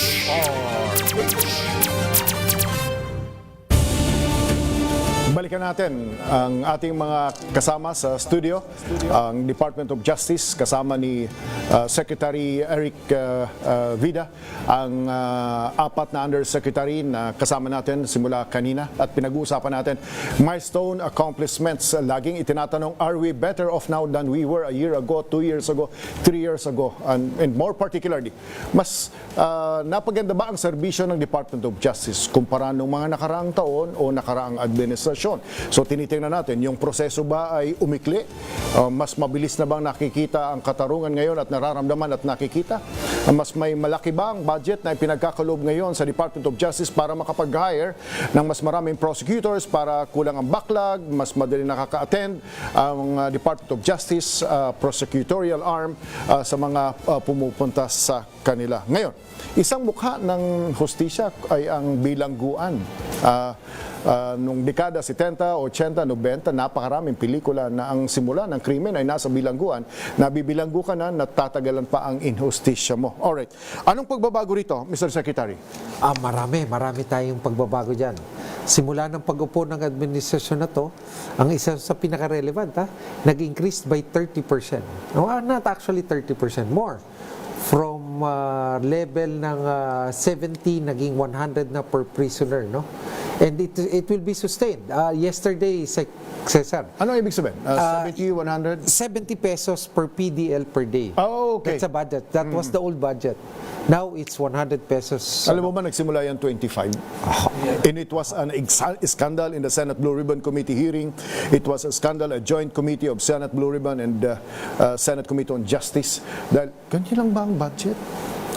Alam nyo, kahit di ba, the tight fiscal space, pinaglaanan niya ng ating mahal na Pangulo. So 70, it's now 100? 100. It's now 100.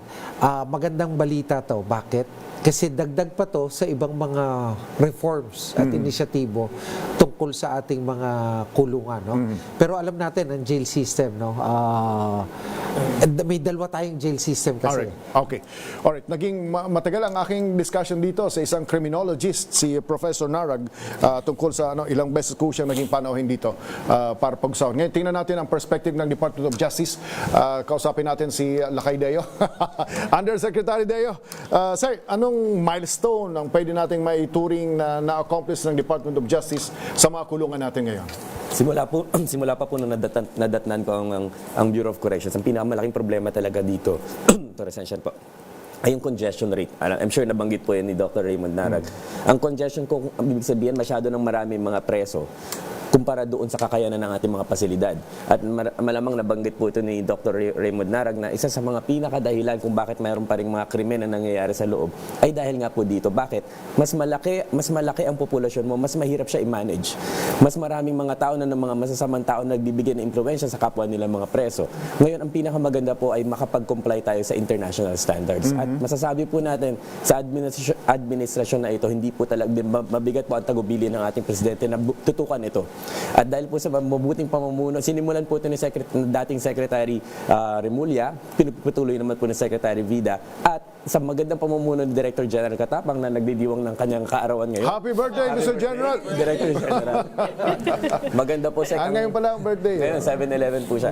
Maganda po yung mga numero kung paano namin na-solve ang congestion rate. Nagsimula po yan sa 356% sa Bilibid. Isipin niyo po may isang cabinet dyan na ang dapat isang tao lang ang kasya dyan. Dati po, pinagsiksik 4 na tao doon. Ganon kahirap ang buhay ng preso dati. 356% congestion. Ngayon po naibaba na po ni DG Katapang sa 163% at hindi pa po siya tumitigil. Ito po yung pinakamagandang numero dito. Paano niya po nagawa yun? Yung binilisan niya lang po yung releases. Marami pong mga preso tayo na dapat matagal nang nare-release. Bakit hindi pa nare-release? Inayos niya po yung sistema nung previous administration. 6 na taon po yun ang nai-release ng gobyerno. 30,673. 30,673. Ngayon po, 4 na taon pa lang ang administrasyong ito, 32,932 na. 32,000. Hindi May pa 2 years ka pa? tumitigil. May 2 years, ka pa? Pwede pa maging doble ito? Kaya pa. Basta naaayon sa batas. Babalikan kita, Yusek, Basta naaayon sa batas, naaayon sa proseso, karapatan nila na ma-release na. Hindi natin pa... This is purely, sir, public ad kayo di ba? Yes. This is purely public management. This is public administration. The timely, accurate decision, hindi ba? Hindi lang siya accurate, but timely. Yes. Yung kabagalan, yung teka-teka, yung... dahil sa bureaucracy na rin siguro, hindi ba?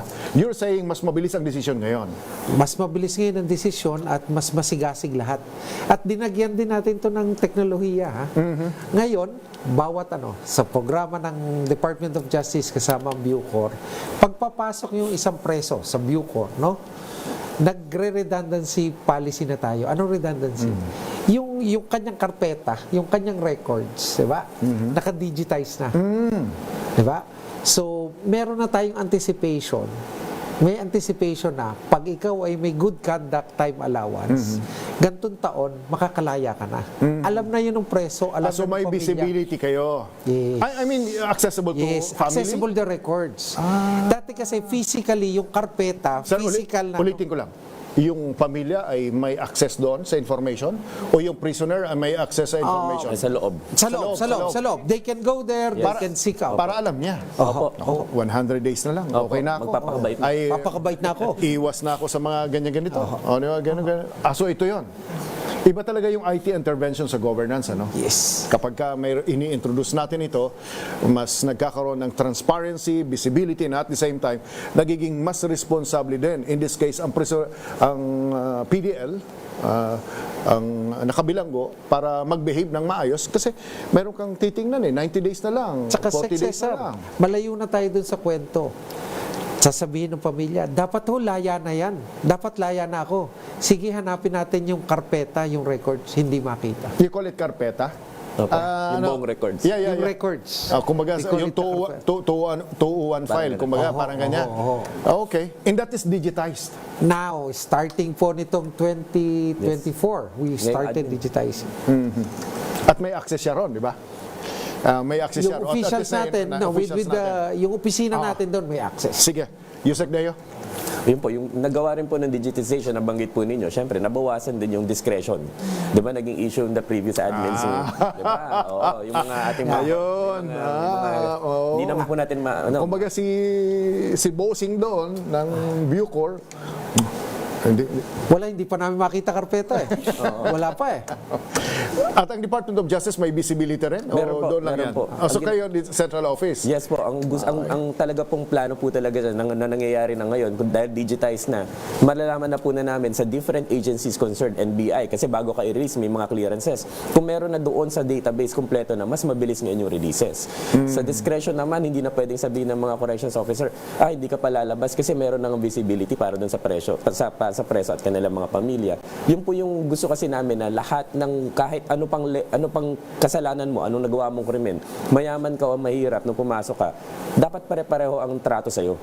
Dapat ganun po eh. Yun po talaga yung ideal. Kaya dati kung may mga kubol, ngayon wala na. Wala nang kubol? Wala nang kubol po ngayon. Wala nang gagawin pelikula na may kubol-kubol?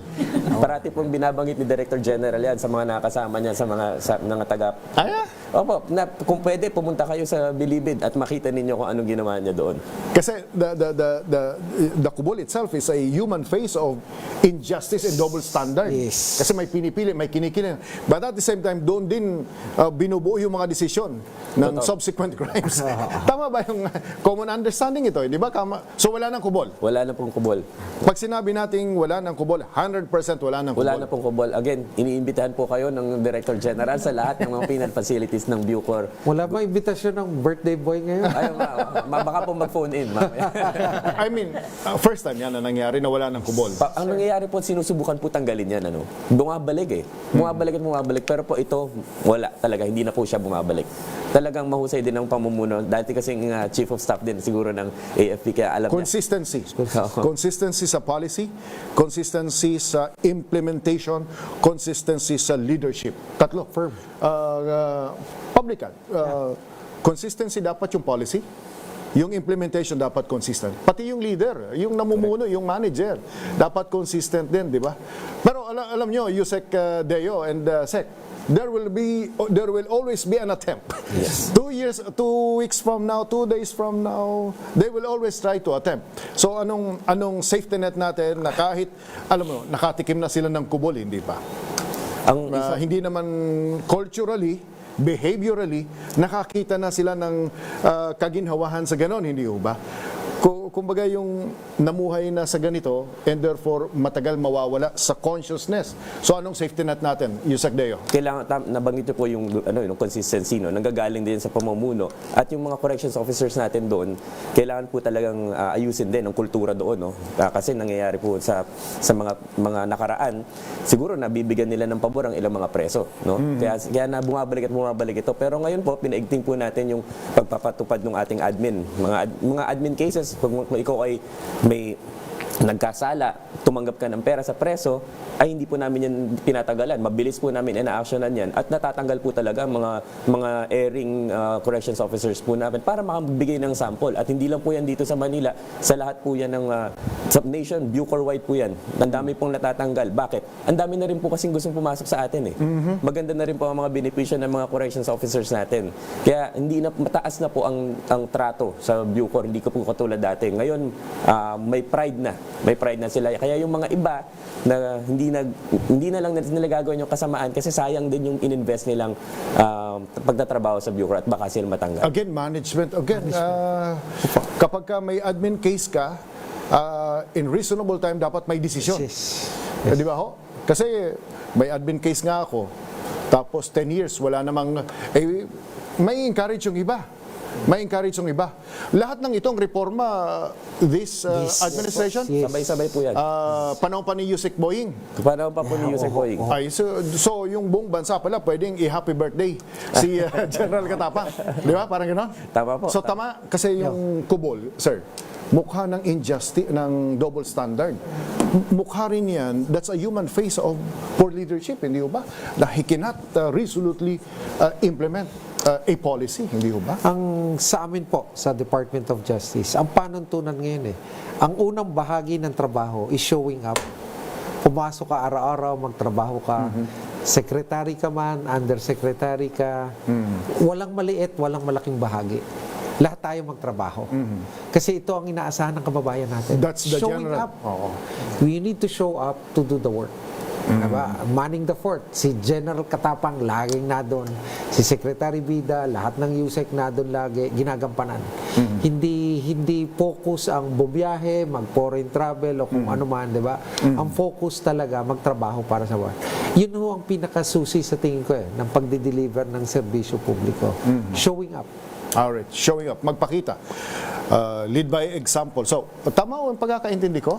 Sa buong Pilipinas ito, hindi lang dito sa Metro Manila, na wala ng kubol? Opo, tama po yan. Yan po naging malaking problema natin. Yung administrative cases, di ba? Yung mga empleyado, official, administrative cases, you're saying mas mabilis ang desisyon ngayon? Opo. So, hindi lang yung preso ang mabilis na napakakawalan kung wala namang, kung na-meet niya na yung requirement ng batas, pati yung mga admin cases ng internal ng mga empleyado natin at opisyal, nadidesisyonan din ang mabilis. Mas mabilis din po ang pasok dahil marami ng avenues para pumasok. Nandyan po yung mga katarungan caravan. Pwede po yung mga preso magbigay ng mga kanilang mga complaints doon. Ang Public Attorney's Office, madalas po yan pupunta doon. Ang Board of Pardons and Parole, nag-iikot po yan sa lahat ng mga OPPF natin, sa mga penal farms natin. Lahat pwede mong kausapin yung mga taga-gobyerno. Visible, makikita mo doon. Irereklamo mo ang correction officer. Bago ako mag-commercial break, per person, sa isang kulungan, ano ang standard natin? Ang dapat po dyan is 1:7. No? Dapat sa isang correction officer, 7 lang ang binabantayan niya. Ngayon po sa atin, nasa 1:20. 1:20? Kailangan pa po natin improve yun, pero ayun po, hindi pa po tayo tumitigil dyan dahil continuous po yung hiring natin. Yusek Anika, may budget ka rito? Meron ba? Nag-i-increase po ang budget din ng Bucor every year po since 2022. Actually, sabi ko nga kay Yusek, papunta ako rito sa DSRH, ang naisip ko, titingnan ko yung budget, kung at least, gusto kong alamin yung budget kasi doon makikita yung plano, kung seryoso sa plano. Alright, sa ating pagbabalik, Action Center ng Department of Justice. Ano ang plano? Bakit yung ating mga ordinaryong mga kababayan ay pwedeng dulagan ito, yung DOJ ko? Tama ba? DOJ ko. Anong silbi nito? Anong gagawin nito? Siyempre, alamin muna natin sino ang pwedeng pumunta ron. Baka naman away lang ng kapitbahay, punta na kayo ron, hindi ba? Dapat dito papasok si Secretary Bida as a public administrator, dating alkalde, na sa community pa lang inaayos na, pero kung hindi na maayos, pupunta, sino ang pwedeng pumunta at ano ang plano rito sa Action Center. Ilan mo ng paalala?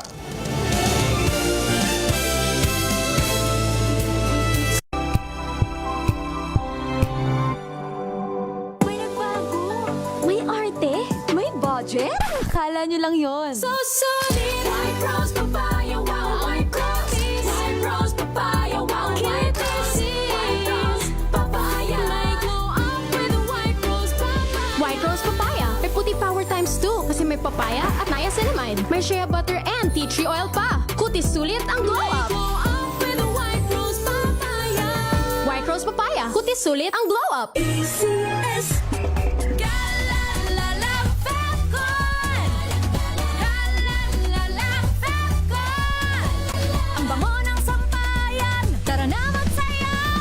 Fagcon, amoy nakaka-joyful. Ito nga pala si Kuya Jobert at ako isang komedyanteng Pilipino. Ako ngayon ay nandito na sa Calgary, Alberta, syempre sa Canada, and this is my MX3 story. Let's go! Medyo nagkakaedad na ako. Gusto ko rin syempre puro organic. Nagja-jogging ako, nagba-basketball ako. Saka syempre, alagaan mo yung binigay sa'yo ng Diyos na katawan. Yun, MX3. MX3, dito ako believe. Mahalagang paalala, ang MX3 capsule ay hindi gamot at hindi dapat gamiting panggamot sa anumang uri ng sakit.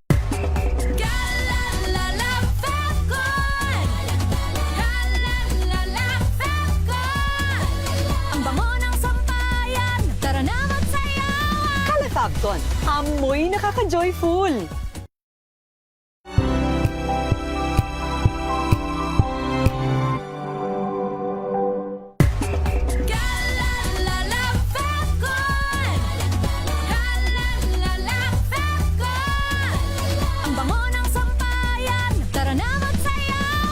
Fagcon, amoy nakaka-joyful.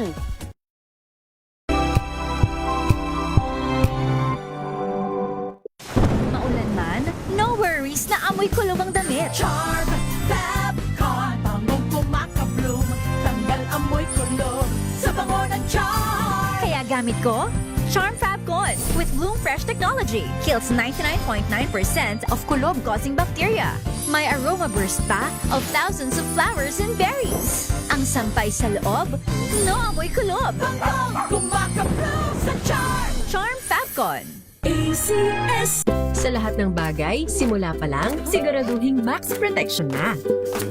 Kasi pag kulang ang proteksyon, baka madaling masira. Sa ngipin, dapat may max protection din. Max Alaga ng Unique Toothpaste. With Max Protect Formula, help stop cavities before they start, while keeping breath fresh. Try Unique Maximum Fluoride Protection. Para Max Alaga, Max Protektado. ACS. Tumunog na ang gandingan para sa kalikasan. Ang nagkamit ng parangal bilang Best News Anchor ay walang iba kundi si Angelo Palmones ng Magandang Umaga Pilipinas, DZRH Radio 666 kHz.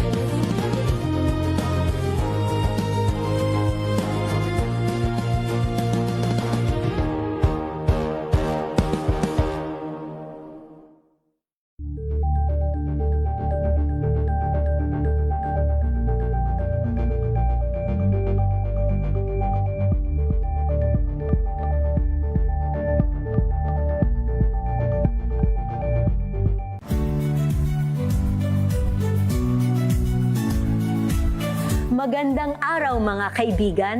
Ito po ang inyong balerina ng bayan, si Lisa Makuhay Lizalde, na nag-aanyaya sa inyong samahan kami at ang aming mga espesyal na panauhin para sa kalahating oras ng masayang kwentuhan sa aming programang Art to Art, kung saan ang usapang sining at kultura ay para sa lahat. Huwag kaliligtaan, tuwing linggo, alas 3:30 ng hapon, dito lamang sa DZRH Radio, DZRH TV, at via online streaming. Alright. Tuloy-tuloy tayo sa ating palatuntunan special on Saturday. Sa umagang ito at sa araw na ito ay sinimulan natin ang SONA 2026 series. Sa susunod na Sabado ay mag-i-invite din tayo ng ilang pang cabinet team para pag-usapan kung ano ang nangyayari. Bakit ho importante ang ganitong programa? Sapagkat kaya ho tayo nag-i-elect ng official sapagkat gusto nating gumanda ang serbisyo. Lumawak pa at ang natutulungan, hindi ho ba? So lagi ang pamantayan ng nanunungkulan, mas gumanda ba ang serbisyo? Mas umasenso ba tayo? Sapagkat yun ang basic question na dapat tinatanong natin sa mga public officials bago mag-SONA and after SONA. Hindi lang natin tinatanong ang Pangulo. Tinatanong natin bureau heads, presidential appointees, government employees, local government units, because the state of the nation is not only the state of the nation from the perspective of the president, pati local government units, pati yung mga bureaus, they have to make some reports. Kasi kaya ho tayo nagkakaroon ng mga opisyal at nagbabago tayo ng mga opisyal sapagkat gusto lagi nating umasenso. In particular, mas humusay ba ang serbisyo? Alright. To address this concern, inibitahan natin ang Department of Justice. I understand, Secretary, na sa ilalim ni Secretary Boying sa DOJ at kayo, parang may konsepto kayong gumawa ng action center. Yes. Paliwanag ko bago si Yusek March. Yes, opo. Pansinin po natin yan. Diba? Pag pananaw kasi ng bawat Pilipino, kanino kami lalapit? Diba? Kaya nagtatribe yung mga format ng public interest, diba? Public interest. Pati Kubol. Opo. Pupunta ako kay Kubol kasi mas magaling at mas mahusay. Mas natutulungan ako pagkain. Hindi ho ba? Na ini-negotiate ako ng magandang pagtrato. Hindi ho ba? At ito hindi lang dapat tingnan ng gobyerno na hindi competition. May gap eh. So dapat mag-responde rin ng gobyerno tulad ng Department of Justice. Kami ang premier law agency.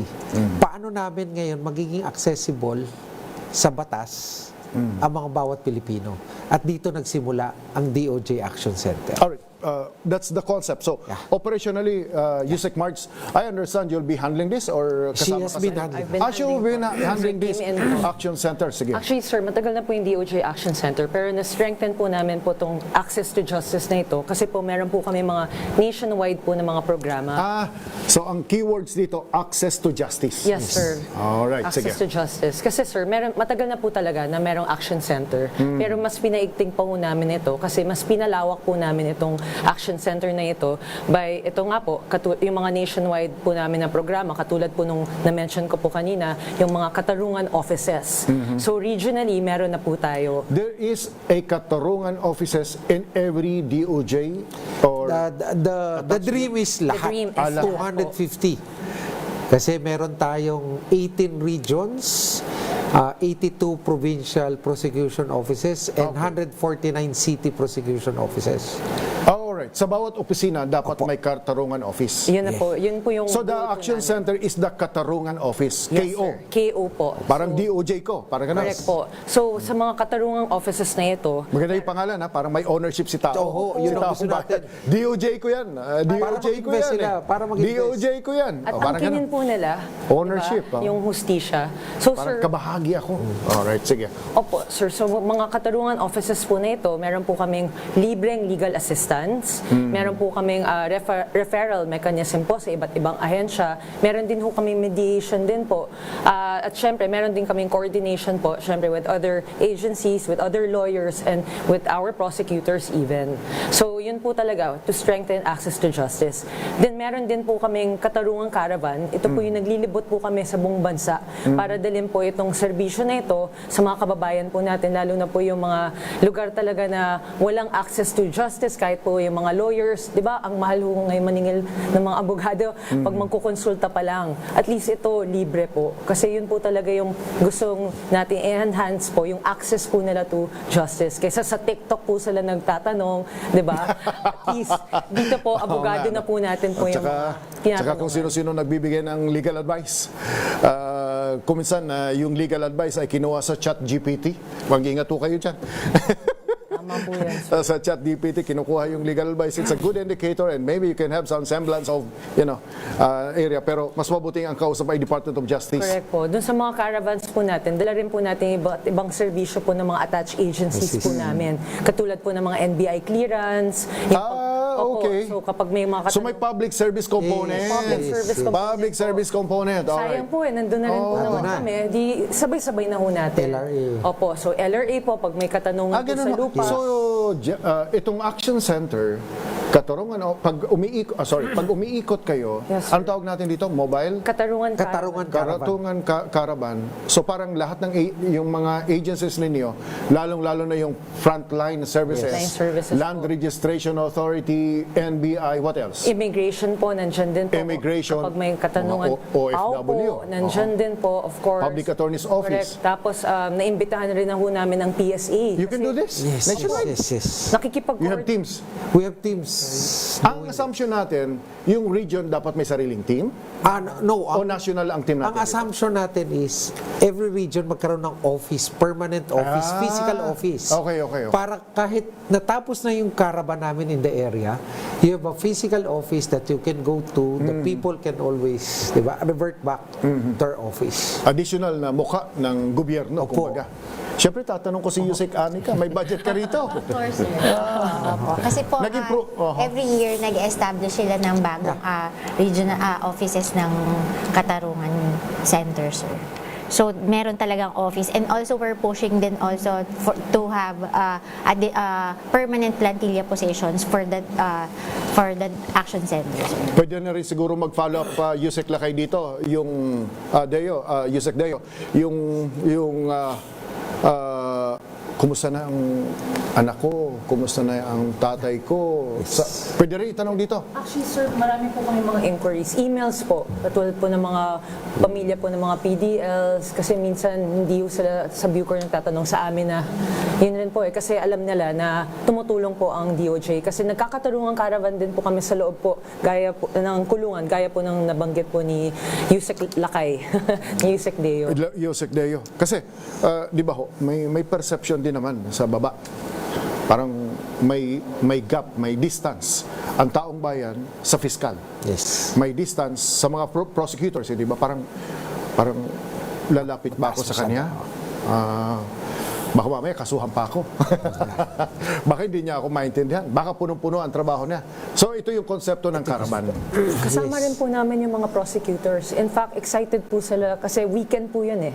As much as possible, actually lahat po ng caravan sa amin, ginagawa lang namin pag weekend. But this should be data-driven, di ba? To each according to its own, to each according to its population, di ba? Correct. Di ba? Kung mga sentro yan, Central Luzon, Southern Tagalog, Metro Manila, mas marami nangangailangan. Mas marami. Pero anong priority natin? Dahil yung mga taga rito, baka may access naman sila. Yung mga nasa probinsya, baka kulang ang access nila.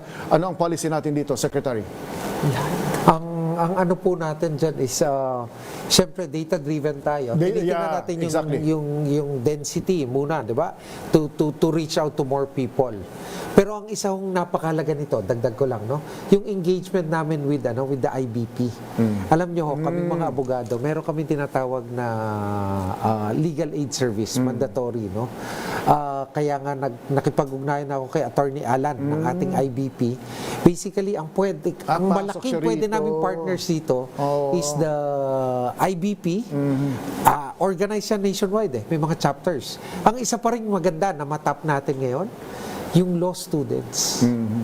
Law students. Alam mo, 1990, freshman law student ako. Association of Law Students of the Philippines. Ang head doon si Joey Chavez. I don't know if you know him. No? Yeah, Joey. Si Joey Chavez. Unilab. Ngayon, nasa private sector. No? Yeah. Very active siya. Umiikot sa iba-ibang schools. No? It's a good channel organization also. Dahil gusto-gusto nila napapractice. Nakita kasi namin yung interest ng mga law students. Not only for debates, but even iyakat. May mga gusto sila Pag nagre-request sila ng internship sa office namin, meron na silang nakikitang focus na passionate sila. We want to help dun sa Go Just, we want to help dun sa iyakat, they want to help dito sa Siyempre, alam ni Yusek March na you can partner with PCO rito, yes, sir. with Philippine News Agency, sir, Radyo Pilipinas, pati na yung PIA. Lagi ko kinukulit po, especially yung time niya, sir, lagi kong kinukulit sila ASIC deal na kung pwede ma-promote. Kasi syempre gusto rin namin na pag magka-caravan, talaga maimbita ho talaga lahat ng mga tao po. Kasi nga, karamihan sa kanila, weekends, nagpapahinga. Pero dahil alam nila na nandyan yung caravan, pwede na sila kumuha ng NBI, hindi na sila dadayo pa during weekdays kasi karamihan sa kanila mag-a-absent pa para lang kumuha ng mga NBI clearance or ng mga LRA. But since we are already there, they make time to go and pumipila talaga, sir. Blockbuster parate. Alright, mukhang exciting yan at mukhang panibagong channel kung saan makaka-access tayo ng katarungan. At public service na rin. Importante yung public service. Alright, sa ating pagbabalik, isummarize natin, makinig ho kayo. Sapagkat sa ating pagbabalik, tatanungin ulit natin si Secretary at yung mga USEC, kung mayroon tayong 10 na sa tingin natin milestone ng BBM administration sa Department of Justice, ano ang mga ito? At syempre, tatanong ko, mayroon pa ba akong nakalimutang itanong na sana'y dapat malaman ng taong bayan na pinakinabangan? Bagong policy, bagong operations at quantifiable ang tulong na ipagkakaloob. Alright, ilan mo ng paalala?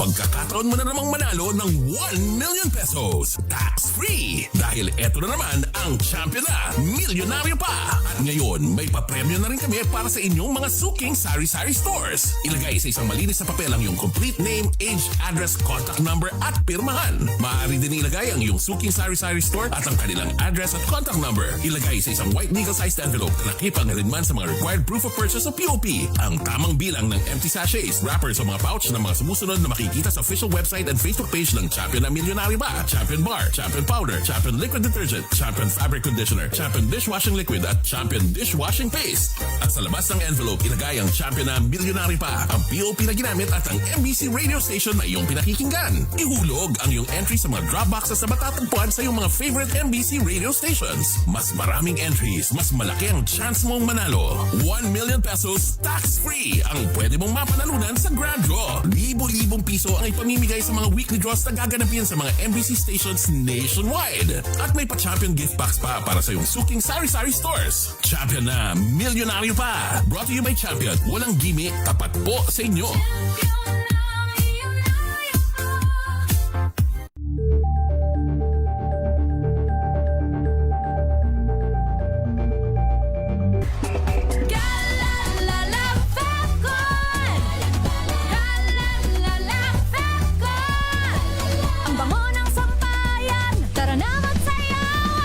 Fabcon, amoy nakaka-joyful.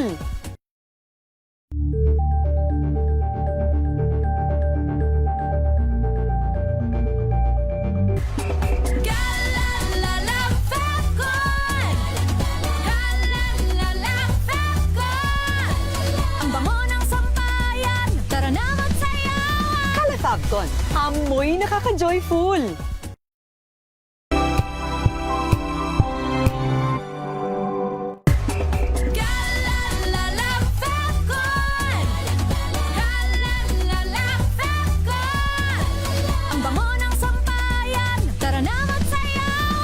Fabcon, amoy nakaka-joyful.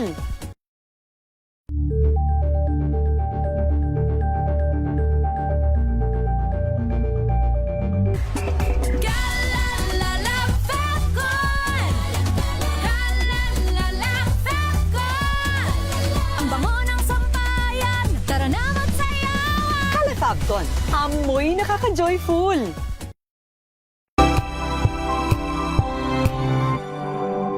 Curious ka ba sa maraming bagay? Kami na ang bahala dyan.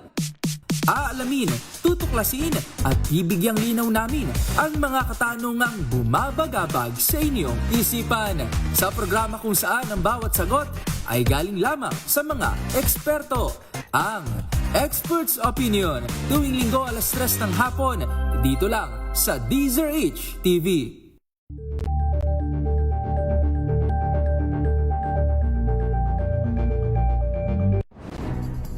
Good vibes ang hanap mo? Dito ka na sa sigurado! Mula sa mga istoryang nagbibigay ng inspirasyon hanggang sa mga kwentong may dalang solusyon.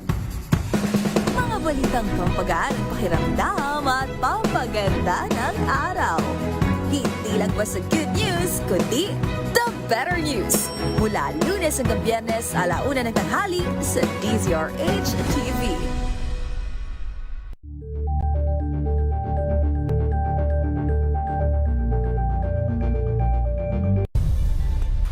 Impeached, then that is my end.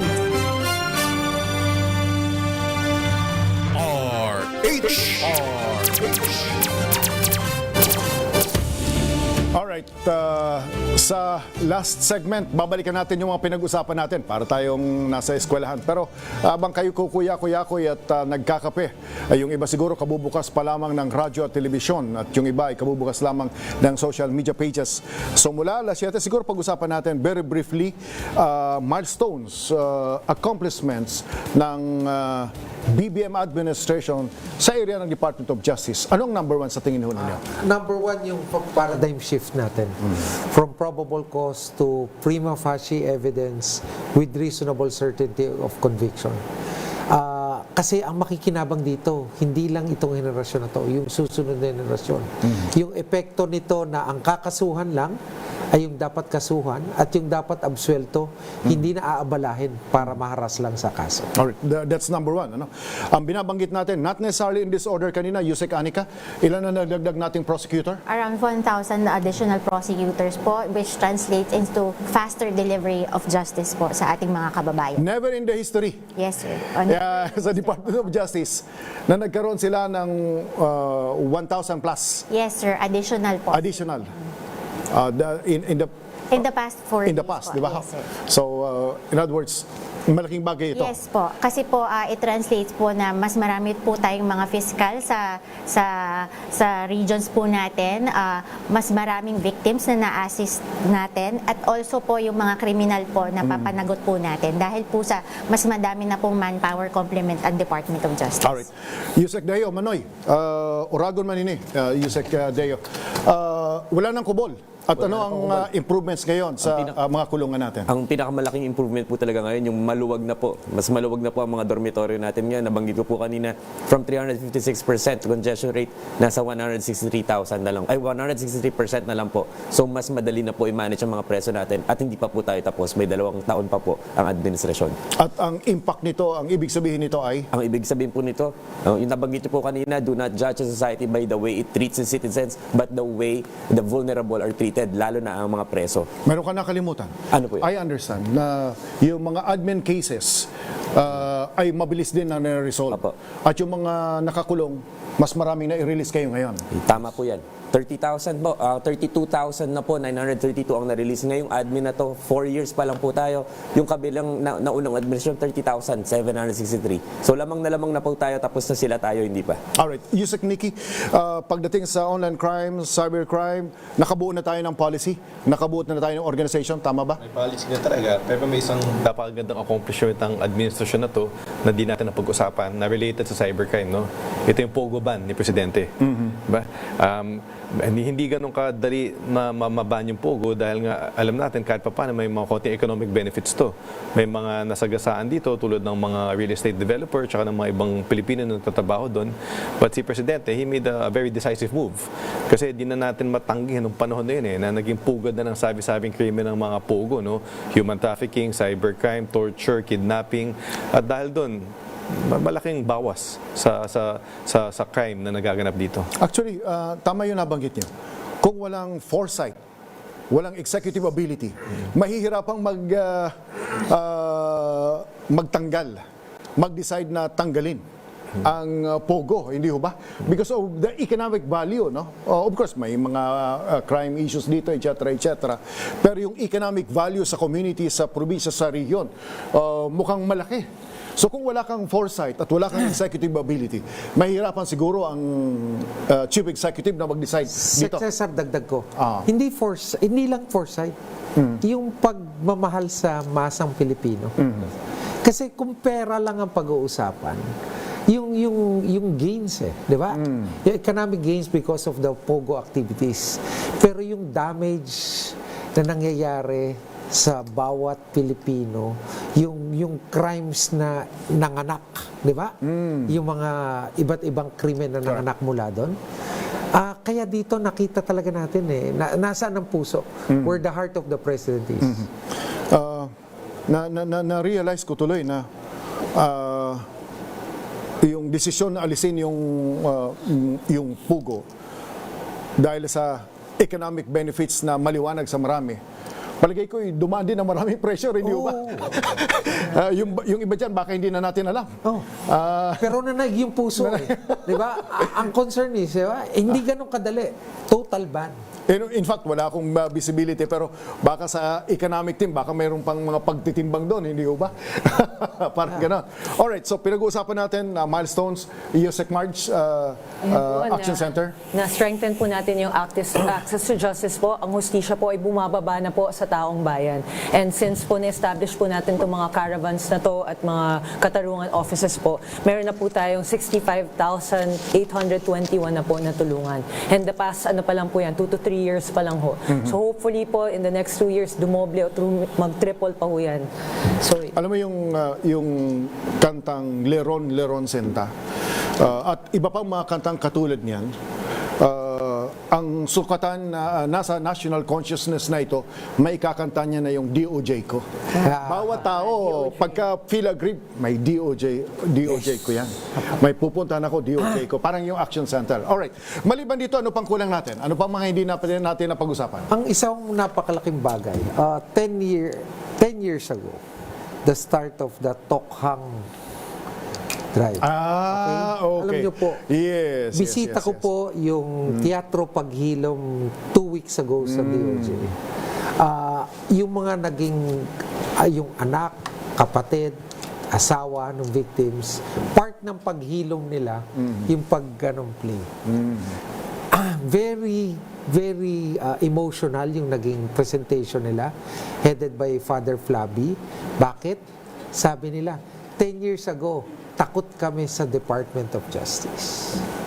Ngayon, bukas ang pintuan ng DOJ para sa lahat ng Pilipino para makamit nila o maidulog nila yung kanilang pag-asa at paghahangad ng katarungan. Oo nga, no? Very basic ho. Nung we were, grabe, I was swelling ho. Iyak ako di ba? Nung nandun sa program Kasi nung nag-closing si Mr. De Los Reyes, sabi niya, alam niyo ho, takot kami dati sa DOJ. Ngayon, nadito kami sa loob, tinanggap kami ni Secretary, nakapag-perform kami. Hindi pa tapos ang laban. Hindi pa tapos yung paglalakbay para makamit ang hustisya. Pero ito na yung tamang direksyon. Ito yung tamang direksyon. Ang gobyerno dapat naririyan para ihain yung katarungan. Ang DOJ na din dapat bukas ang pintuan para maging access ng bawat Pilipino. Kaya nga gusto ko ride ko yung DOJ ko inyo ho to. Ang DOJ ay para sa bawat Pilipino. Ang Secretary of Justice ay Secretary ng bawat Pilipino. Kaya ang DOJ ko. Diba? Ito ay para sa ating mga kababayan. Alright. On that note, magpapasalamat na tayo sapagkat may note na ako mula kay Justice Dodo Dulay. Kaibigang Ed Javier at si OMB Boying. Sila na ang susunod. Si Senator JB. Di ko alam kung kasama ngayon si JB at si Pao Capino at Jonathan De La Cruz. Alright. Maraming salamat to sa inyong pagsubaybay sa ating palatuntunang special on Saturday at sumainyo ang SONA 2026 series. Ako po si CESAR CHAVEZ. Magandang umaga sa inyong pakikinig.